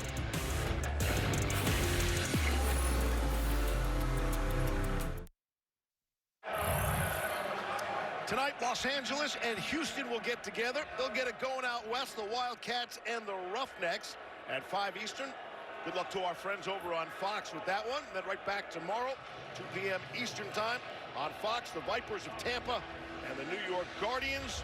And then at 5 Eastern on ESPN, the Battlehawks of St. Louis. Great to have pro football, American pro football, back in the heartland. We'll take on the highly regarded Dallas Renegades, 5 o'clock Eastern on ESPN. I think Dallas is going to win the whole thing. What do you think? Who's going to come out and say that right now? Jeez, Greg. Is your middle name Chalk, by the way? 23 points in the last 4 minutes and 52 seconds. That ball bounces out of the end zone. Off the trick play in the last DC touchdown, it was Pep Hamilton.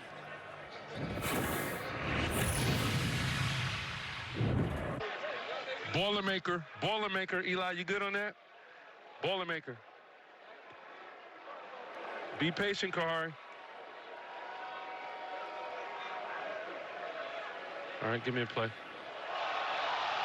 Put it on him.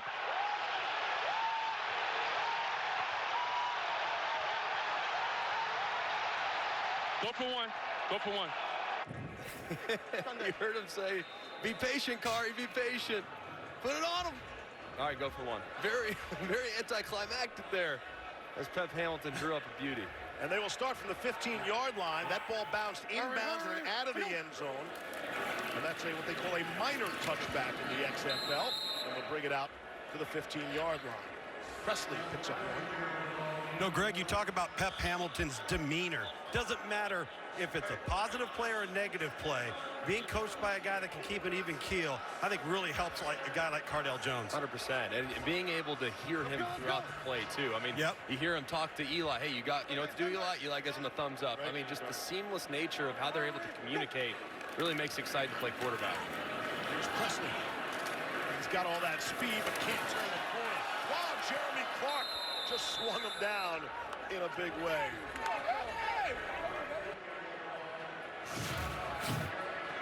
Pretty good effort. It looked like he was definitely about to be slammed to the ground. But Presley kind of landing on the Dragon defender. Nick Temple. Nick Temple. A soft landing spot. I'm telling you.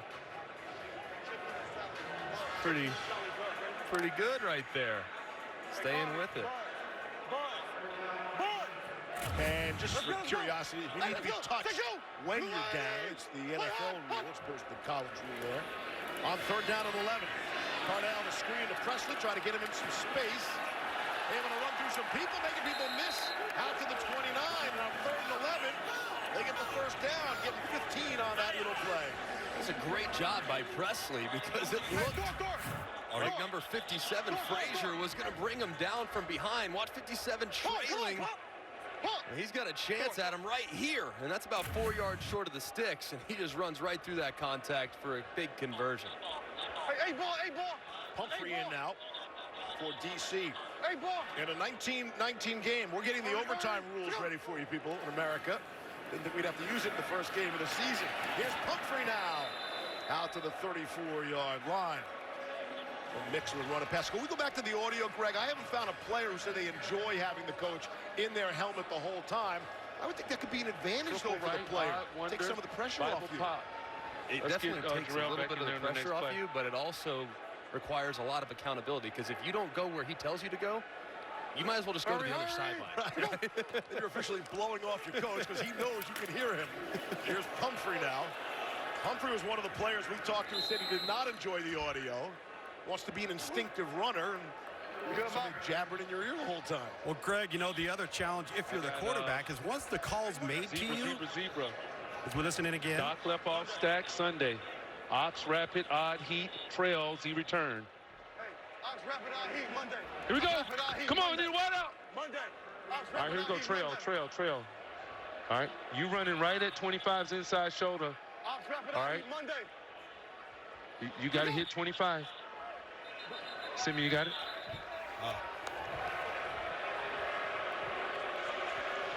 False start. Offense, number 79. 5-yard penalty. 3rd down. DeAndre Wesley is flagged. Coaches told us one of the best players on the team at any position. False start there. Yeah, Greg, just following up there. Scrappy right door. Let's go. That's a lot of verbiage, a lot of dialogue. And there comes a point at the quarterback spot where you also got to start digesting and deciphering what's going on in the defensive back end. So you want some quiet in your head, too. Circus. Scrappy. This is where it's great, though. He just changed the play to an X circus. So the X down here at the bottom of the screen is going to run a 15-yard out route. Just got it away in time, too. Cardell running. Another flag comes in. Cardell on the run and throwing it. It's like it'll be a holding. That might be Wesley again on back-to-back plays. Hey, if I point this way, that So means the NFL, the communication stops between the offensive play caller and the quarterback with 15 on the play clock. Holding. Offense, number 64. The penalty is declined. The result of the play, 4th down. So they're going to call it on Toth, the center, not Wesley. But it doesn't cut off the communication at any point here in the XFL. You can change the play with 1 second on the play clock, which is another advantage for the offense. The XFL, all the rules, for the most part, you'll notice a common trend. They're all designed to create more opportunities to score points. That's how it should be, Greg. It should lead to a much more exciting product. And I feel terrible for the defensive coaches. Sure you do. No, I don't. Now, the defense coordinator has communication with a handful of his players as well, but it's obviously not the same thing. Stanley Mapanga was the injured Dragon. Assisted off, and he appears to be okay. He was Seattle's first-round pick in the defensive front seven, so a disruptive guy there at defensive end that they really need. Him and Will Sutton, former NFL player in his own right, former Arizona State Sun Devil as well. Those two guys are really kind of the glass eaters in that Dragon front. They're going to need to make sure Stanley's okay here sooner than later. Nice one, it gets it away. And Kroll will have to go back. Looks like an excellent punt back to the 12-yard line. Here's Austin Kroll's got a couple of touchdowns today. And the flag flies in there at the end as Kroll runs out of bounds at about the 35. It's a 56-yard punt for Hunter. Nice one. We'll check the call. All of a sudden, the laundry's starting to pile up. Really clean first half. Yes. Flag's in a good spot. We're going to go from the 20 to the 10. 56.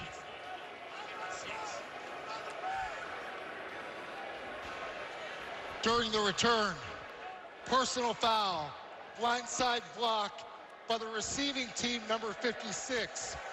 Will be penalized half the distance to the goal from the spot of the foul. First down, timeout.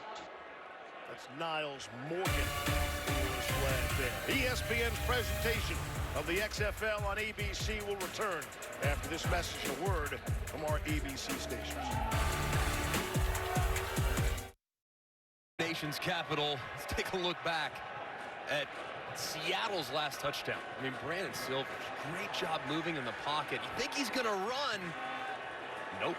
He sees it out of the corner of his eyes, that peripheral vision, and finds Prohl. Incredible play, and his coach loved it as he came to the sideline. That was a great football play, scrambling, all right? And they both ran climb. You ran climb, and he ran climb. So hey, I like it, Twill. You risky. we're fortunate. That's what. Jim Zorn thinking that was Steve Largent going down the sideline. Prohl's got 2 catches, 71 yards, and 2 scores. How's my average per catch? Perfect. 19 all. Why wouldn't it be? 6:25 left. Third quarter. The inaugural XFL game. We'll open up the season. Kenneth Farrow for a couple. From executive producer Curtis 50 Cent Jackson comes For Life, a new drama inspired by a true story. Critics are calling it powerful, terrific, a compelling portrait of a man who triumphs over incredible odds. For Life premieres this Tuesday at 10, 9 Central on ABC. Second down and 8 now. Brandon Silvers and Seattle.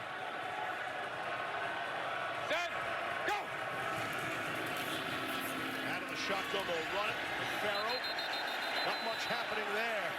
DC defenders, defense swarming, led by A.J. Tarpley.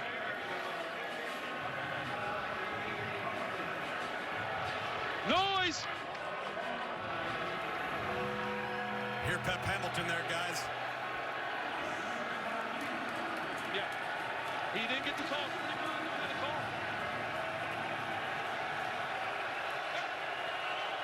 Seattle 1 of 7 on third down conversions. Here's a long one and a big one and a key point in the game. On 3rd and 9. Some pressure pick up the screen. Farrow just gets back to the line of scrimmage. All of a sudden, this defender's defense has turned it on.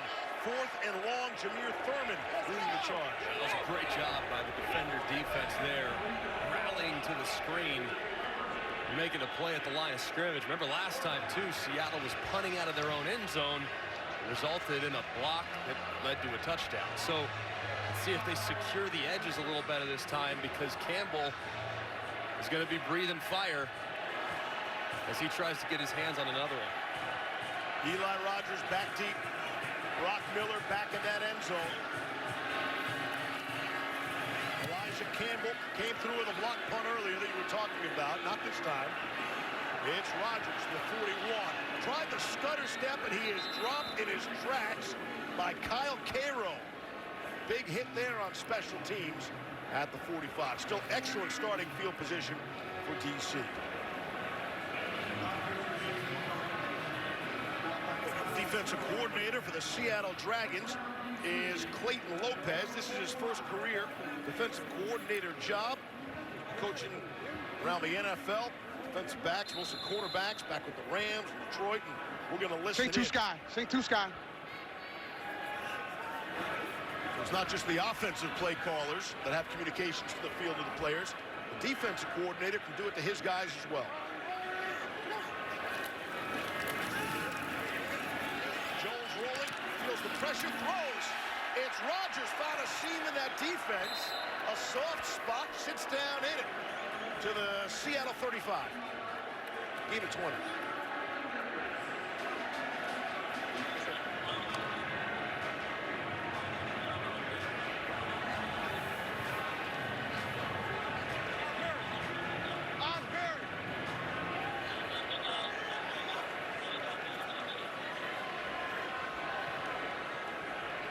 Hurry.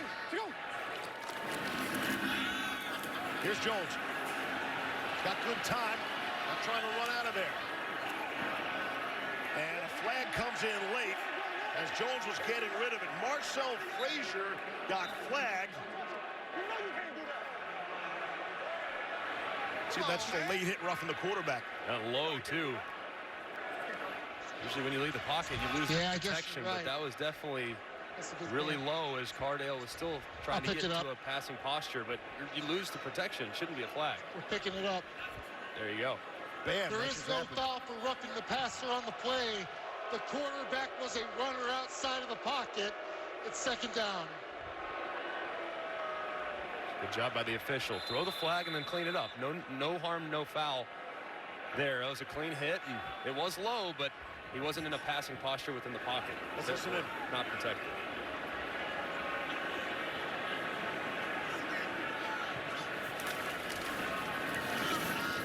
On the ground, it's Presley. 31. Good. So what are we doing?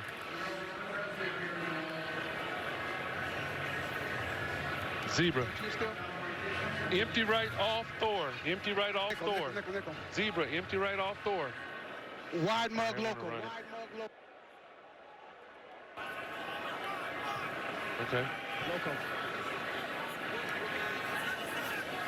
All right, H home. Even with his book.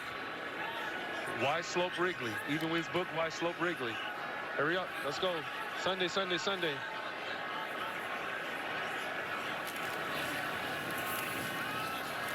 Just got it away. Presley, and nothing doing. Whole lot of communication there. Steve Williams said, I don't think so, for that Seattle defense. Hey, Greg, just listening in there, when you hear him say Sunday, Sunday, Sunday, that's first sound. That ball needed to get snapped. There's third. It's 4th and 5. Here we go. You hear day of the week. Mondays right. on Zebra, one. Zebra. Here we Sundays go. as fast as humanly possible. YMO to trough left. Ox even heat. Ohio X glance. YMO to trough left. Ox even heat. Ohio X glance. All right. Ohio is a little short out route by Eli. Rogers, number 4 in the slot. Sounds like he checked the play, though. 4th and 6, going for it. Jones, deep shot, end zone, got a man, it's caught. Touchdown, Rashad Ross.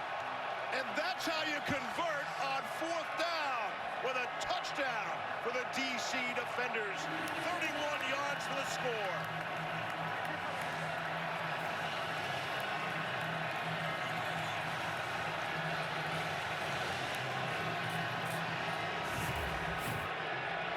Great job of adjusting the protection to slide to the right. Watch the offensive line. They're all going to slide in this direction because pressure's coming to the right. They pick it up, no problem whatsoever. He delivers a strike as it looked like Alston, the corner for Seattle, kind of got lost. Kind of lost track of where the receiver was because he didn't really do anything to create that separation. A good job by Jones finding the open player for the touchdown. From the 2, going for 1 point. Jones juggled by Rogers and could not haul it in. So with a minute 45 left in the third, the defender's lead is 6. And you see number 27, Alston. His eyes are just in the backfield. I mean, he's playing zone coverage, standard drop cover 3. And he just doesn't know where the receiver is. He just loses track of him. Next thing you know, Ross is on top, and Cardale finds him for the go-ahead score. It's a bad play there defensively by Seattle. Yeah, guys, here with Rashad Ross, you had the streak route down the sideline. Did a good job of giving your quarterback enough room to make the play. What was the call? And it looked like there was a check at the line of scrimmage. Well, it was a call for Eli to go out. I really run off, cleared out for Eli, but I ended up being open. Cardale did a nice job like he's been doing all day. He saw me and threw me the ball, and I just had to finish it. Congratulations, buddy. Thanks.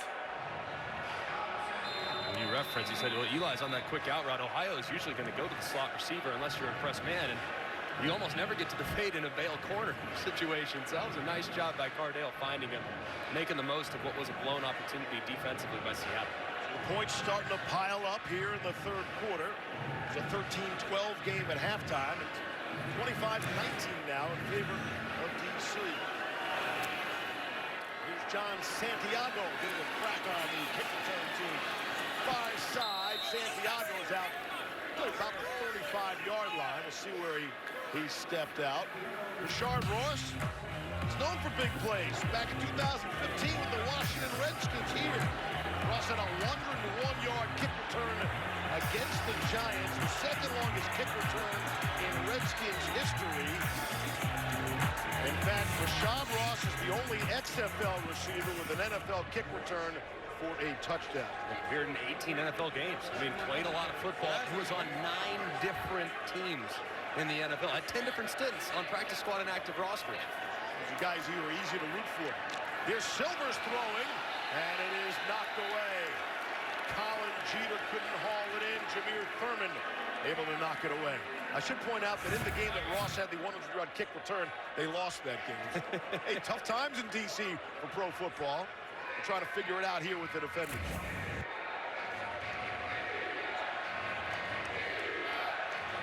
Minute 25 left to play in the third quarter. See the numbers on Silvers. Trey Williams in the backfield. And it is Williams. Hop, skip, and a jump. Out of bounds. Deron Grant forced him out. See how short he was of that first down. Well short. Stepped out of the 38. Going to be a third down and 4. Come on. He'll try to energize this near capacity crowd at Audi Field here in Washington, D.C. For the XFL opening week, opening game. Here's Prohl down the sideline, got the first down. He was slammed out of bounds on that D.C. defender's sideline. Prohl's had himself a very nice game. It's a really nice job here by Silvers, recognizing those corner blitzes. Both corners pressuring there. He finds the vacated space and hits Prohl for the conversion. Really nicely done to attack the vulnerable nature of that flat coverage defender blitzing.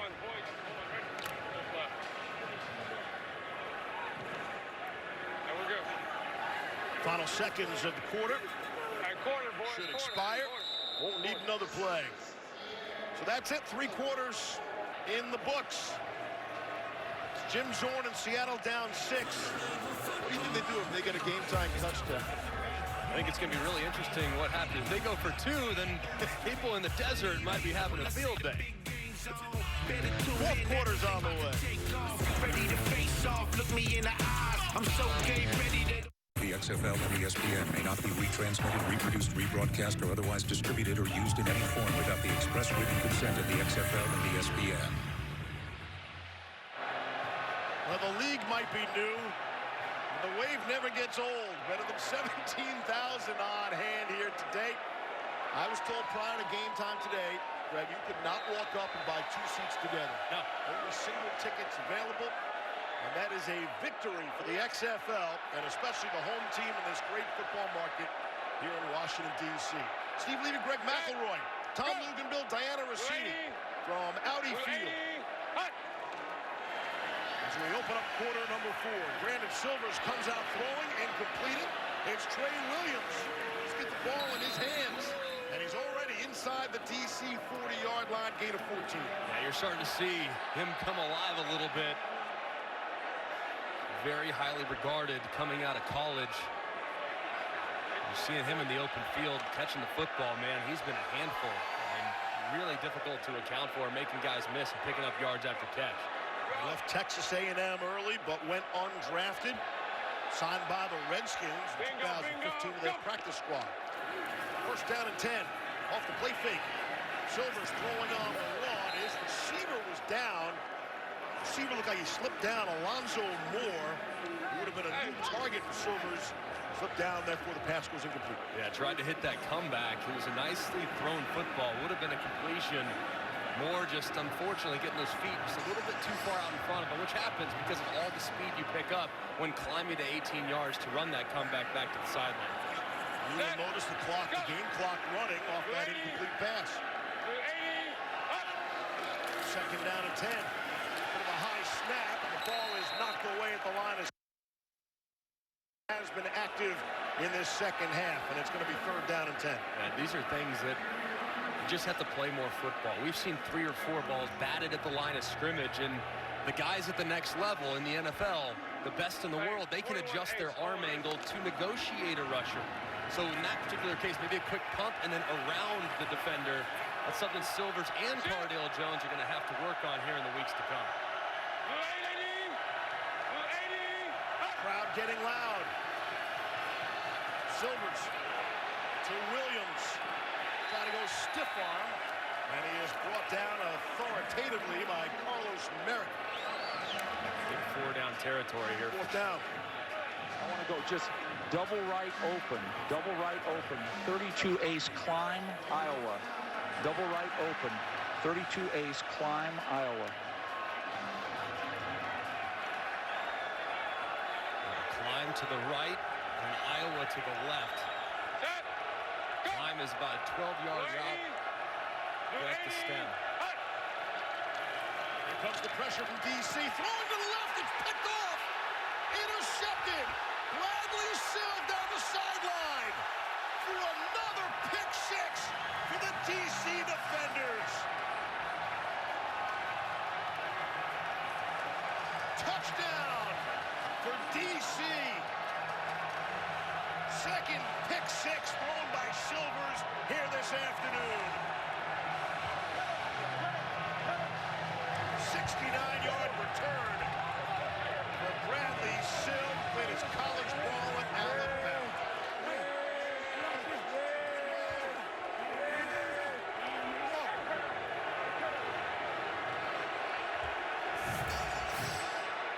You see, he's trying to hit Prohl on a little Ohio route. And Prohl just slips. Sill, eyes in the backfield. Just stealing right there. That'll go next to Brandon Silvers, but unfortunately, Prohl's had a heck of a day. Done a lot of great things that time. That's going to be a tough one to live with if you're Brandon Silvers, knowing you had your receiver right there and he slips down. Last time after a defensive touchdown, DC went for 2. Here they're just going for 1. There is a flag down on the field as Cardale Jones slipped down at the 5-yard line. We'll check the marker. We're saying they got 12 on the field. We're saying. In the 4th quarter, no, they got 12 on the field. That's what they're going. He's got him outside. He's got him 12. What do you got, 12? Was it 11? Dio at number 55.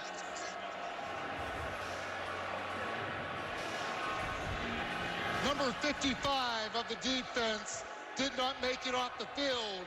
However, he was offside. Defense number 55 will penalize half the distance to the goal. Reattempt the try.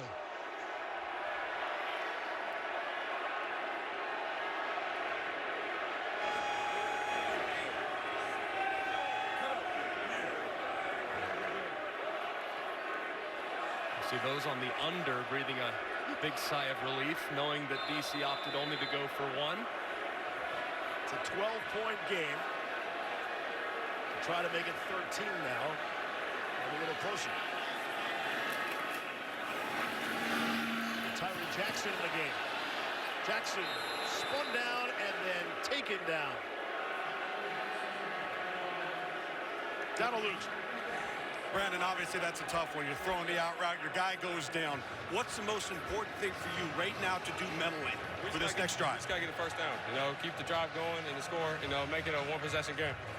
Short memory, right? Yeah, short memory. All right, buddy. That's what you have to do. You got to keep smiling. You got to be the same guy after a touchdown that you are after a pick. And Silvers, tough spot right there, and he's loving up Prohl right now. Prohl saying, my bad, man. It's all good. Just go make the next one for me.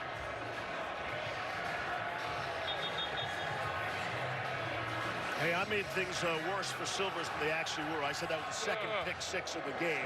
Yeah. That was the only pick 6. They do have a defensive touchdown, a pick 6, and a blocked punt for a touchdown in the end zone. And that was the score off the special teams.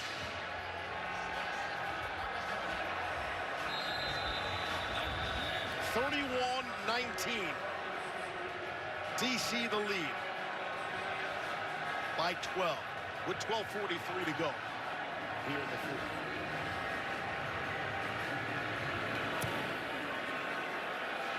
Micaiah, the short kick. Keenan Reynolds with the 10. out to the 35, the 38, the 40-yard line. More great XFL action is coming up for you later this afternoon. Too far away, about a half hour from now. They'll get going in Houston, the Roughnecks and the Wildcats coming up on Fox. And then tomorrow, Fox has the early game. The Vipers of Tampa, the only visiting favorite in the league on this opening weekend, will take on the New York Guardians from MetLife Stadium. And then at 5 o'clock Eastern on ESPN, the Battlehawks of St. Louis and the Renegades of Dallas. So happy for the people in St. Louis getting pro football back, and then you see the projections from the regular season victories. Folks out at Caesars had Seattle as really the underdog of the entire league. So now this appears to be somewhat of a rocky start as they trail 31-19 here in quarter number 4. They're probably looking at themselves, and we have had so many self-inflicted mistakes. And those mistakes have been catastrophic. You mentioned the pick six, obviously, the blocked punt on a really poor punt protection. So they got to be looking at themselves. They kick it short. They give them 3 free points on the field goal at the end of half. I mean, Seattle's got to be looking in the mirror a little bit with some of these mistakes. Second down and 5. Seattle with the football. Here's Kroll off the flick. Able to turn the corner and get out to the 45-yard line. And the Silvers just all lose. They're just trying to get a first down here.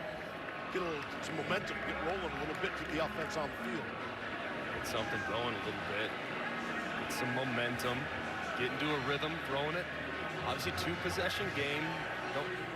Don't need to be mindful yet as you see Kroll down after he took that hit on the sideline. Saw Jim Zorn covering his mouth as he called the play. Coach, you're mic'd. We can listen to you. Charlie. Lip reading not necessary here in the XFL. Hear everything he says. He's covering his mouth. That's just got to be from habit. I get it. Here's Dantes Bird. Out just shy of midfield. Got enough for the first down. 11 personnel. Get John in there then. Okay, good. Let's go double right, F right. 21 ace Dodger. 21 ace Dodger. 21 ace. Oh, double right, F right. We're gonna watch this F right. You see that motion. The F is in the slot, so you see him work across the field. There he goes. Blue 80. Huts. Here's Silvers the throw. On the money. Evan Rodriguez makes his first grab of the afternoon. He's All right, inside let's go. the 30-yard line. I want to go Pick up a 22. trips right, 31 Zeus, Adam. Trips right, 31 Zeus, Adam.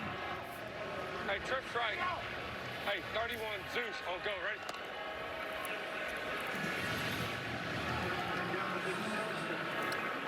Set, go!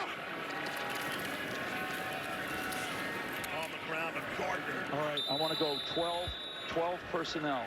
12 personnel. 12 personnel is 2 tight ends. I want to go flank right, X short, 52 Army, F shallow, X corner go. Hey, 52 Army. Flank right, X short, 52, just get started, 16. This is going to be a heavy play action. F shallow, X corner go. Try to push the ball down the field. Probably going to try to hit the corner go. Looking in Dantes Bird's direction. He's 16, and he's got it, but they're going to say out of bounds. Came up with the football, but was out of bounds. Desmond Lawrence had the coverage, and again in the XFL, you only need to get 1 foot inbounds. Take another look. Very close. Oh, I just don't think he secured the catch as that left foot comes off the ground. Pretty good throw, a little late and a little too wide, obviously, as he had him beat. I mean, Bird, that's a touchdown if that ball's thrown where it needs to be thrown to the back pylon.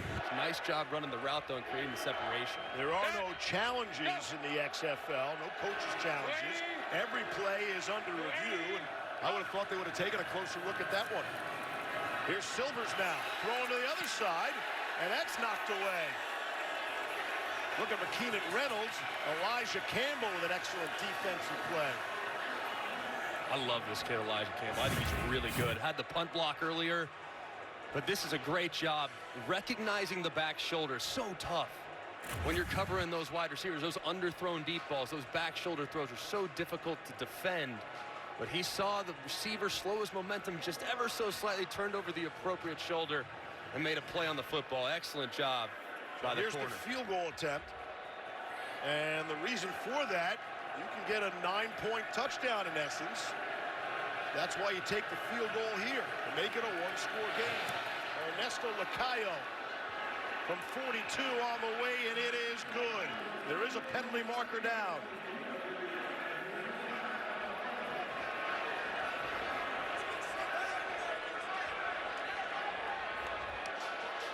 Might get a free first down running into the kicker. Defense number 29. The 5-yard penalty results in a first down. Wow. That's 2 penalties now by first down. DC. 1 at the end of the half. All right, let's go. I want to go Giving trips. 3 first downs Left to hash. Seattle. I want to go trips right. 32 quick ace, X sluggo seam, Y sit. You got a B check, Jaquan. All right. You got a B check. X I'll call it sluggo again. seam. Trips right, 32 quick ace, X sluggo seam, Y sit. Greg, it was great. Jaquan Gardner gave him a thumbs up in the huddle when he told him. I love it. This is going to be a great opportunity. You're going to have a seam route up top, and you're going to have a sluggo slant and go down to the bottom. You're going to start to the left and maybe work your way back to the right. Silvers looked like his receiver Alonzo Moore turned his head late. Penalty marker down. Desmond Lawrence for DC. Probably going to get flagged. They're doing some jawing down there by the goal line. So they take the points of the field goal off the board. Those who were on the over thought they had cashed the ticket already. Not so fast, my friend. Of course, I might say. The pass. Holding. Defense number 25. 5-yard penalty. Automatic first down. So tough on a double move. Sluggo, in layman's terms, is a slant and go. So when you see that double move, oftentimes you will see those defenders try to grab, and Silvers hung in there, took a big shot. You see how hard he hit. It's full body weight, too, on top of the quarterback. Absolutely. That's not just anybody. That's a big body. That's Elijah Qualls, who's 340 pounds. Bingo, bingo. Roughly. Go. Here's first down and 10 now. Silvers trying to spin away. Got plenty of green in front of him. Elects to pass instead of run, and it is incomplete. Dantes Bird couldn't take it off the turf. Incomplete pass. Again, the run was there for Silvers if he wanted it. Left it to throw. Man, it's so close. Does his hands get underneath it? Oh, I'm telling you, yeah, really, really close, but the ball obviously squeaks free. I mean, he almost had a chance at that. No, I think he did secure those hands underneath it, but of course, you got to maintain possession all the way through. So a good defensive play by dislodging that football by Lawrence after he just had the holding call. Go. Second down and 10. Bingo, bingo. Go. On the ground, it's Gardner. Picks up a block from the wide receiver. And he's down to the about the 6-yard line. Reynolds throwing a block down there. And it'll bring up third down. Tell you, Greg, this is where it's been difficult for both offenses all day long. Even in the point after touchdown game, where the ball spotted roughly where it is right now, this is where the execution has got to ramp up if you're Seattle trying to get back in this thing. Now they'll move the sticks and drop it. It'll be a first and goal situation. These are tough yards down here, and quarterbacks, these windows are really small. Yep. Got to be really, really accurate and be able to anticipate those throws working against tight coverage.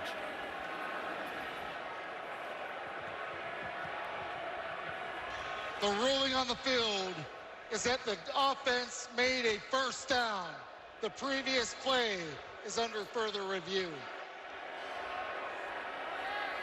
So this is our first actual review of the XFL. And it is, I would say, transparent. You'll be able to hear and see everything. Glenn King is our replay official. Larry Upson, our officiating supervisor. So bear with me, Reg. I'm going to... Take your time, Glenn. Well, I don't like to do that, but I'm going to just make sure we got him. All right. So I've got the runner up. I can't see. It looks like his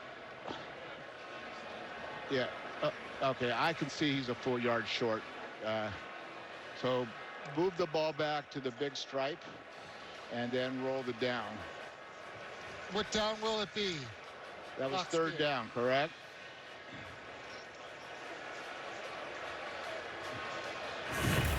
Hang on.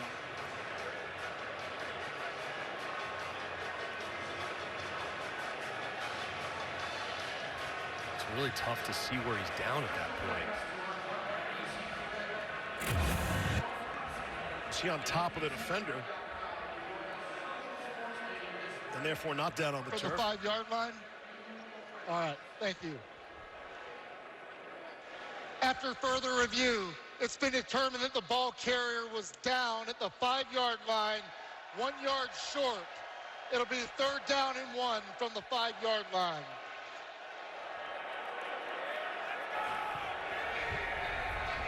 And that's how that works in the XFL. King and Upson communicating with Reggie Smith, the referee down on the field. Third down and 1.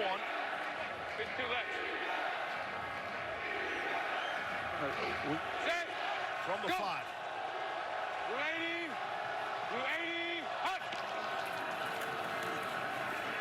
Silvers to throw forward, incomplete. Could not hook up with Evan Rodriguez. Spider 2 wide banana right there. Here we go. All right, here we go. This is 4th and 1. I want to go 11 personnel, double right, F right, 21 quick ace, Y stick nod, F whip. Double right, F right, 21 quick ace, Y stick nod, F whip. All right. So Y is your tight end. He's going to run a stick nod, which is a fake, quick to the out route. Seattle doesn't have 11 on. Seattle had 10 players on the field. And they took their Z off the field, Steve. That was Austin Prohl. Could be a very important timeout lost. Important fourth down play when we come back. The XFL on ABC. Back here, 4th and 1. Seattle on offense. They're going to go shift to trips right. 31 Zeus Adam. They'd like to run the football here, guys. 31 Zeus Adam is a run to the left-hand side. Looks like they're going to be handing it more than likely to Kenneth Farrow unless he sees something he likes on the perimeter. There's your shift. Fourth down and 1. It is Kenneth Farrow. Let's see where they spot him. Both sides are sort of celebrating. Forward progress looked like he probably had enough. The ball came out of there as well. They're going to be short. Officials timeout for a measurement. That's how close. Hey guys, back up a little bit. Yeah, when you saw it live, it looked like he had it, especially with that cutback. You see right there, the ball is spotted right between the 4 and the 5-yard line. It's difficult to see exactly where the football is, but I feel like that spot is really rough. Based on where it looked like he was.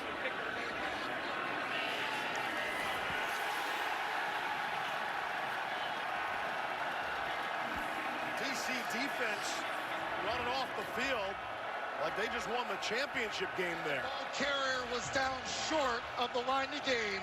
Is under further review. So they had the measurement, and now they're Hold going to the both balls. Hawkeye replay system. Oh, he's clearly past the 4. That's Seattle's Tell me ball. when you're there, Reggie. Stick around.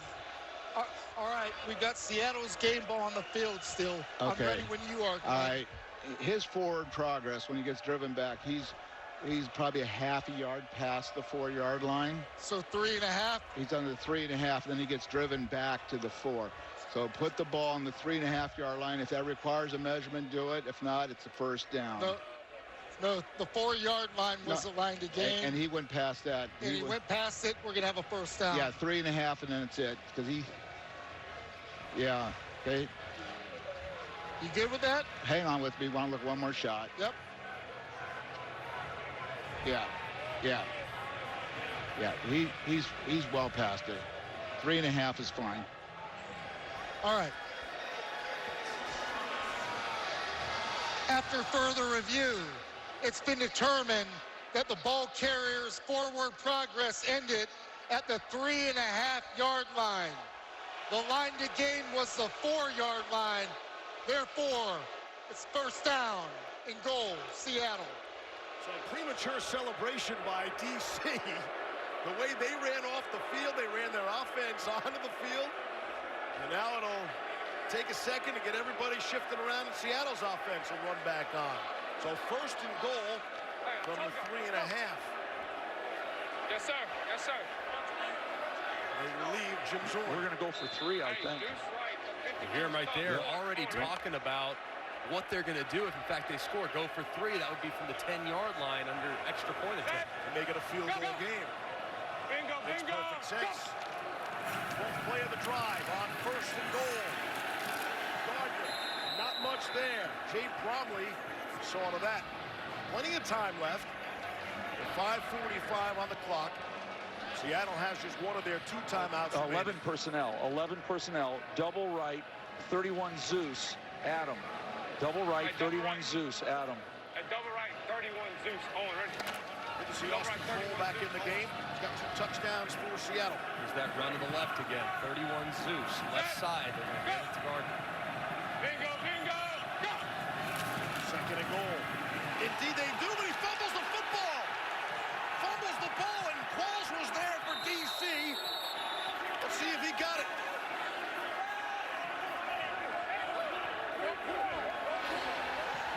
And they do.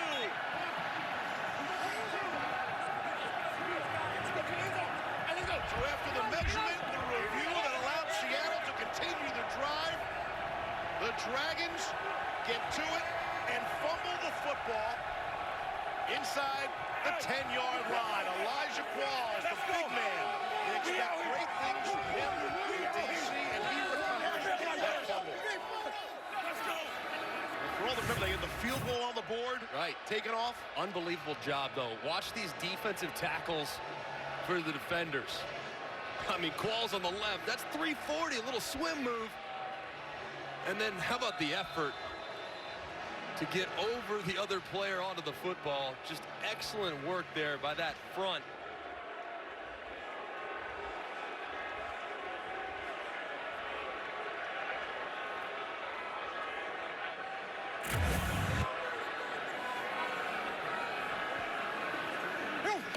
DC football. Cardell Jones thought about it. And able to hook up with Sidney Cobbs. And he's got the first down. So think about that. Seattle had the field goal. They take it off when the drive continues. Then they're down by the goal line, 4th down. They don't kick the field goal. Keep the drive going, and they fumble it inside the 10-yard line block. And those that are sitting on the over are stressing out right now. They were running to the window when that field goal was on the board. Yeah, exactly. They've already spent that money, and sure enough, it could just disappear. Not funny. No, it's really Been in not. that position, no one's laughing. High risk, high reward, boys. Indeed. Still 4.5 to play here in the 4th. This game has had everything. DC tries to bleed some of the clock with Presley. Here's Diana. I'm here with Elijah Qualls. You have not let go of the ball yet. Not going to. I had about 6 people at the bottom of that pile trying to fight me for it. It ain't happening though. It's mine. It's ours. DC, baby. We out here. Let's go. Thanks, Elijah. And that is significant because each team has their own footballs. And when you're a defensive player, you recover a fumble. So Elijah Qualls has a Seattle Dragons football, and he'll be able to take that home. Yeah, that Pebble technology right there, the ex-Pebble Tech. And of course, with Seattle's colors on it, too cool, man. Dragons are short of football.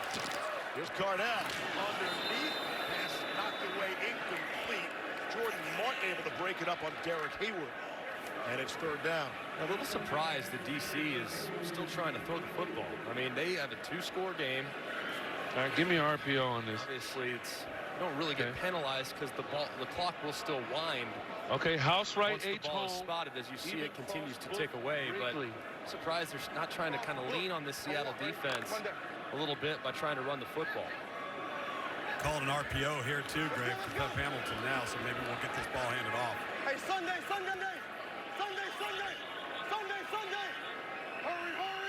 Snap it. Got it away. Cardell out to Eli Rogers. That's going to be a loss on the play, and it's going to bring up 4th down. With the 2-minute offense now in the comeback period is how the XFL have actually phrased it. A 2-score game inside of 2 minutes, still very realistic to come back and potentially tie it. It can certainly be done with the clock stoppages and being able to have access to your entire playbook in a 2-minute offense, because the clock will stop even if you are tackled in bounds. So an exciting few minutes here coming up in the first game of the new XFL. Seattle electing not to take a timeout here as all this time comes off the clock now. They only have 1 left. Marco Myers is back deep for Seattle. Just get the punt away. Nice wander. And it's at the 26-yard line. Making a couple of moves. And out beyond the 40. Brian Corey making the special teams stop. So here we go. 2:22 left in the 4th. What are you going to do, Seattle? Football, but on their last possession, they get the field goal. Would have made it a 9-point game and a 1-score game. Would have cashed the over, too. But there's a running into the kicker penalty. Allows the drive to continue on. Then, 4th down, they're able to convert on a 4th and 1. Get the first down. Then they fumbled the football. Jim Zorn, your thoughts? You gotta be kidding me. Oh my gosh. The language, Greg, the language. I'm so offended. You should have said earmuffs. 31 ace. Hold on, ready? That was pretty good poise, frankly. I would have probably broken my headset if I were Jim Norman. Oh my gosh, indeed. Go! Here we go, 80. Seattle football. Blue 80, hot! Again, trailing by 12. Brandon Silver's throw and completing the crawl, who was rocked by Elijah Campbell. We can't talk enough about Campbell today. I love this guy. He can play man, he can play zone, he'll hit you. He blocked a punt earlier that led to a touchdown. I mean, if he played at a big school, he'd be in the NFL. I'm convinced of it. But Northern Iowa didn't get the attention he probably deserved based on his ability to play at a high level. Look at the stat. And that's the 2-minute warning. This is the 2-minute warning. 2-minute warning here in Washington, D.C. The opening game of the opening XFL weekend. Jim Zorn just moments ago. And I've got to take a couple shots down here. So get ready to get gassed. Yeah, keep your tempo up. All right. We got 2 scores to make. Double right, yeah. Double right nasty, Z short. Scott, hold on, ready? Down by 12 as we come out of the 2-minute warning. Seattle football. Set, go! 1 timeout remaining. Blue 80, Blue 80, hot! Here's Silvers. Couldn't step and throw, able to complete to Alonzo Moore. His first catch.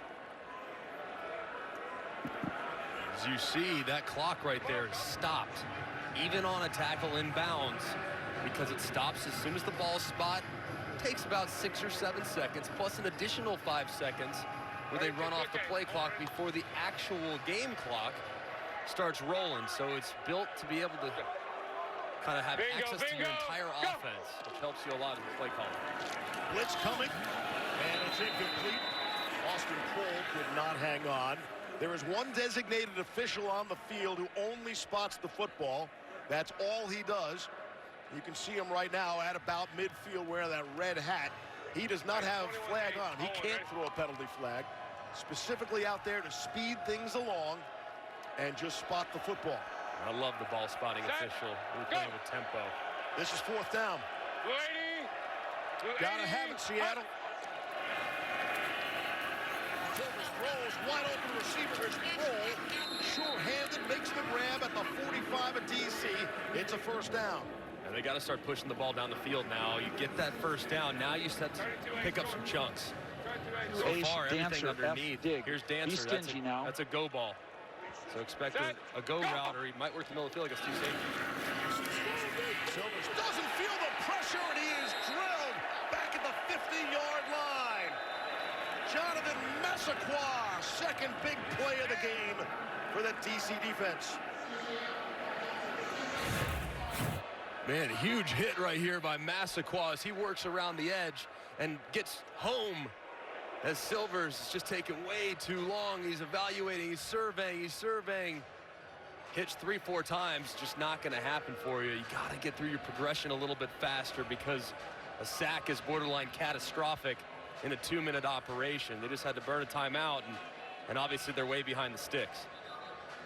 I'll tell you, Greg, too, when the defense can pin their ears back because they don't have to worry about run support, it just puts all the more pressure on the offense. And you can't just throw it underneath. You can't say, I'll get the ball out of my hands. You can't. You have to have some of those slower developing plays because in 2-score game, you got to have some chunk yardage. Hey, 32 ace. Owen, ready? Hey, 32. Seattle out of timeouts. Go. 280. 280. From the 49 of DC. On 2nd and 15. Silvers fires and it should have been intercepted. Elijah Campbell will never have an easier pick, and that might have been 6 points the other way as well. Man, he's done it all today. One thing he hasn't had is an interception to the house. About had one right there. See his eyes in the backfield, reading the quarterback's eyes all the way. And he's unable to secure it. Maybe that's why he plays defense, right, Steve? I mean, that's what they say. Short, 21 ace, drive, Rattler, H burst. Let's go get the first. Silvers has thrown 2 interceptions today, 1 pick six. Nearly threw another one there. Here's 3rd and 15 now. DC only rushing 4. They still get pressure, and that's juggled and dropped by Keenan Reynolds coming across. And Silvers is down. Clutching for that right ankle. No, it's my ankle. I'll be all right. Maybe not today, but I'll be all right. Oh, yeah, you see that right ankle. Just kind of get pinned right there. Underneath the defender. Ciapelli anew. Lower, yeah. Got tangled up there. Yeah. Backup quarterback for Seattle. That's B.J. Daniels. Played his college football at USF. 7th round pick of the San Francisco 49ers back in 2013. Also the proud owner of a Super Bowl ring with the Seattle Seahawks. So NFL experience as well, like you alluded to. Hope that helps him on 4th and 15. Hey, welcome to the game. Absolutely. Down 12. You arm? Here's 4th and 15. That's a high percentage down and distance, guys. That's a tough one. Let's get you up and put all your weight. Yeah, I'm good. I'm good.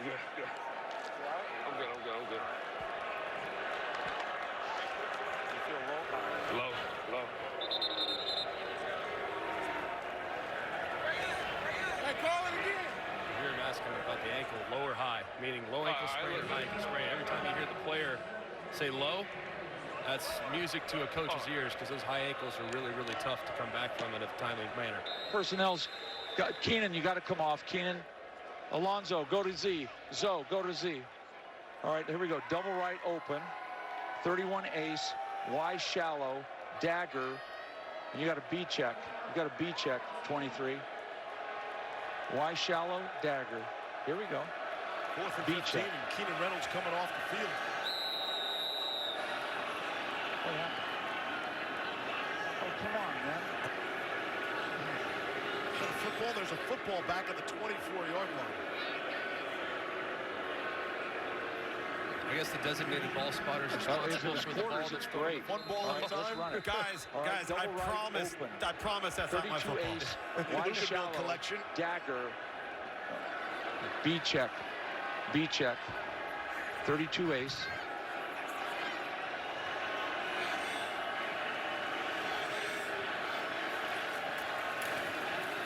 All right, B.J. Daniels trying to run out of here. Gets rid of it. And behind Colin G to the tight end, and Seattle will turn it over on downs.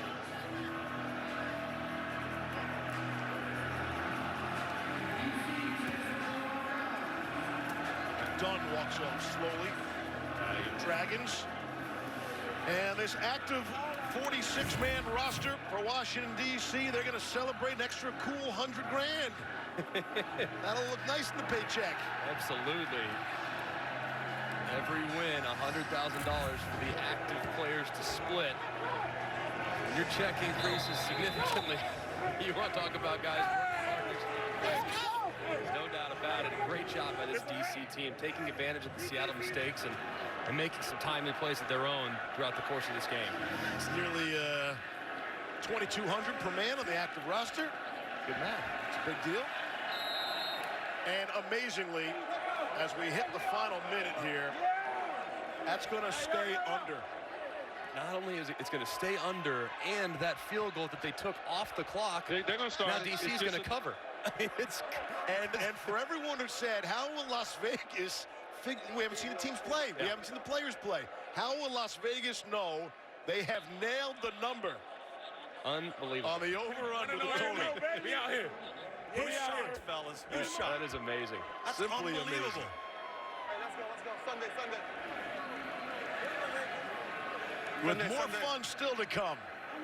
Hurry. Let's go. Cardell lets some time come off the clock and then take a knee. Sports Center tonight on ESPN after Gonzaga and St. Mary's. Pals Bucci and Kenny Mayne will be there. They'll have reaction analysis. UFC 247 following the light heavyweight championship fight. John Bones Jones and Dominic Reyes will go at it. LeBron's first game at the new Chase Center in San Francisco. And of course, they'll do a massive XFL treatment. Lots of sound full. McElroy, Luka Bill, and Lucille. Full coverage of both games. Sports Center after the West Coast Conference Hoops action on ESPN and the ESPN app.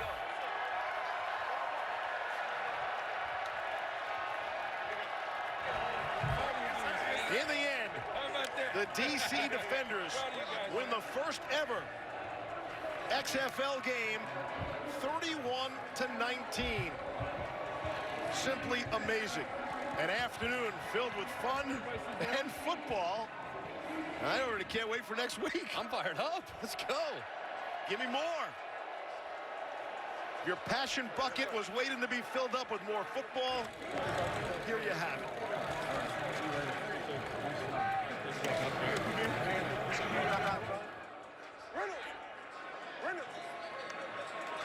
Again, if the DC Defenders look a little happier, they got a little extra cash in their check. Down to the field, here's Tom Luganville. Well, Coach, come up short today. Often in the game of football, games aren't won, they're lost. It's about making errors, isn't it? We had several. Thank you. We had several. We have to regroup. I think we fought hard. We were in the game, but not good enough to overcome some of the mistakes that were there. And our guys will see it. We'll regroup. We'll get better next week, right? Absolutely. Good luck, Coach. All right, thank you. All right. Diana? Al, you haven't started a game since you were with Ohio State, the national championship. You had your first start today in the XFL. How's this feeling for you? Feels good. Feels good to be out there for a full game and grinding out there with these guys that we put in a lot of work in since November. There was so much unknown going into this game. You guys weren't even sure what your identity really was. What did you learn about who the DC Defenders are after you finally get to go out here and play a game?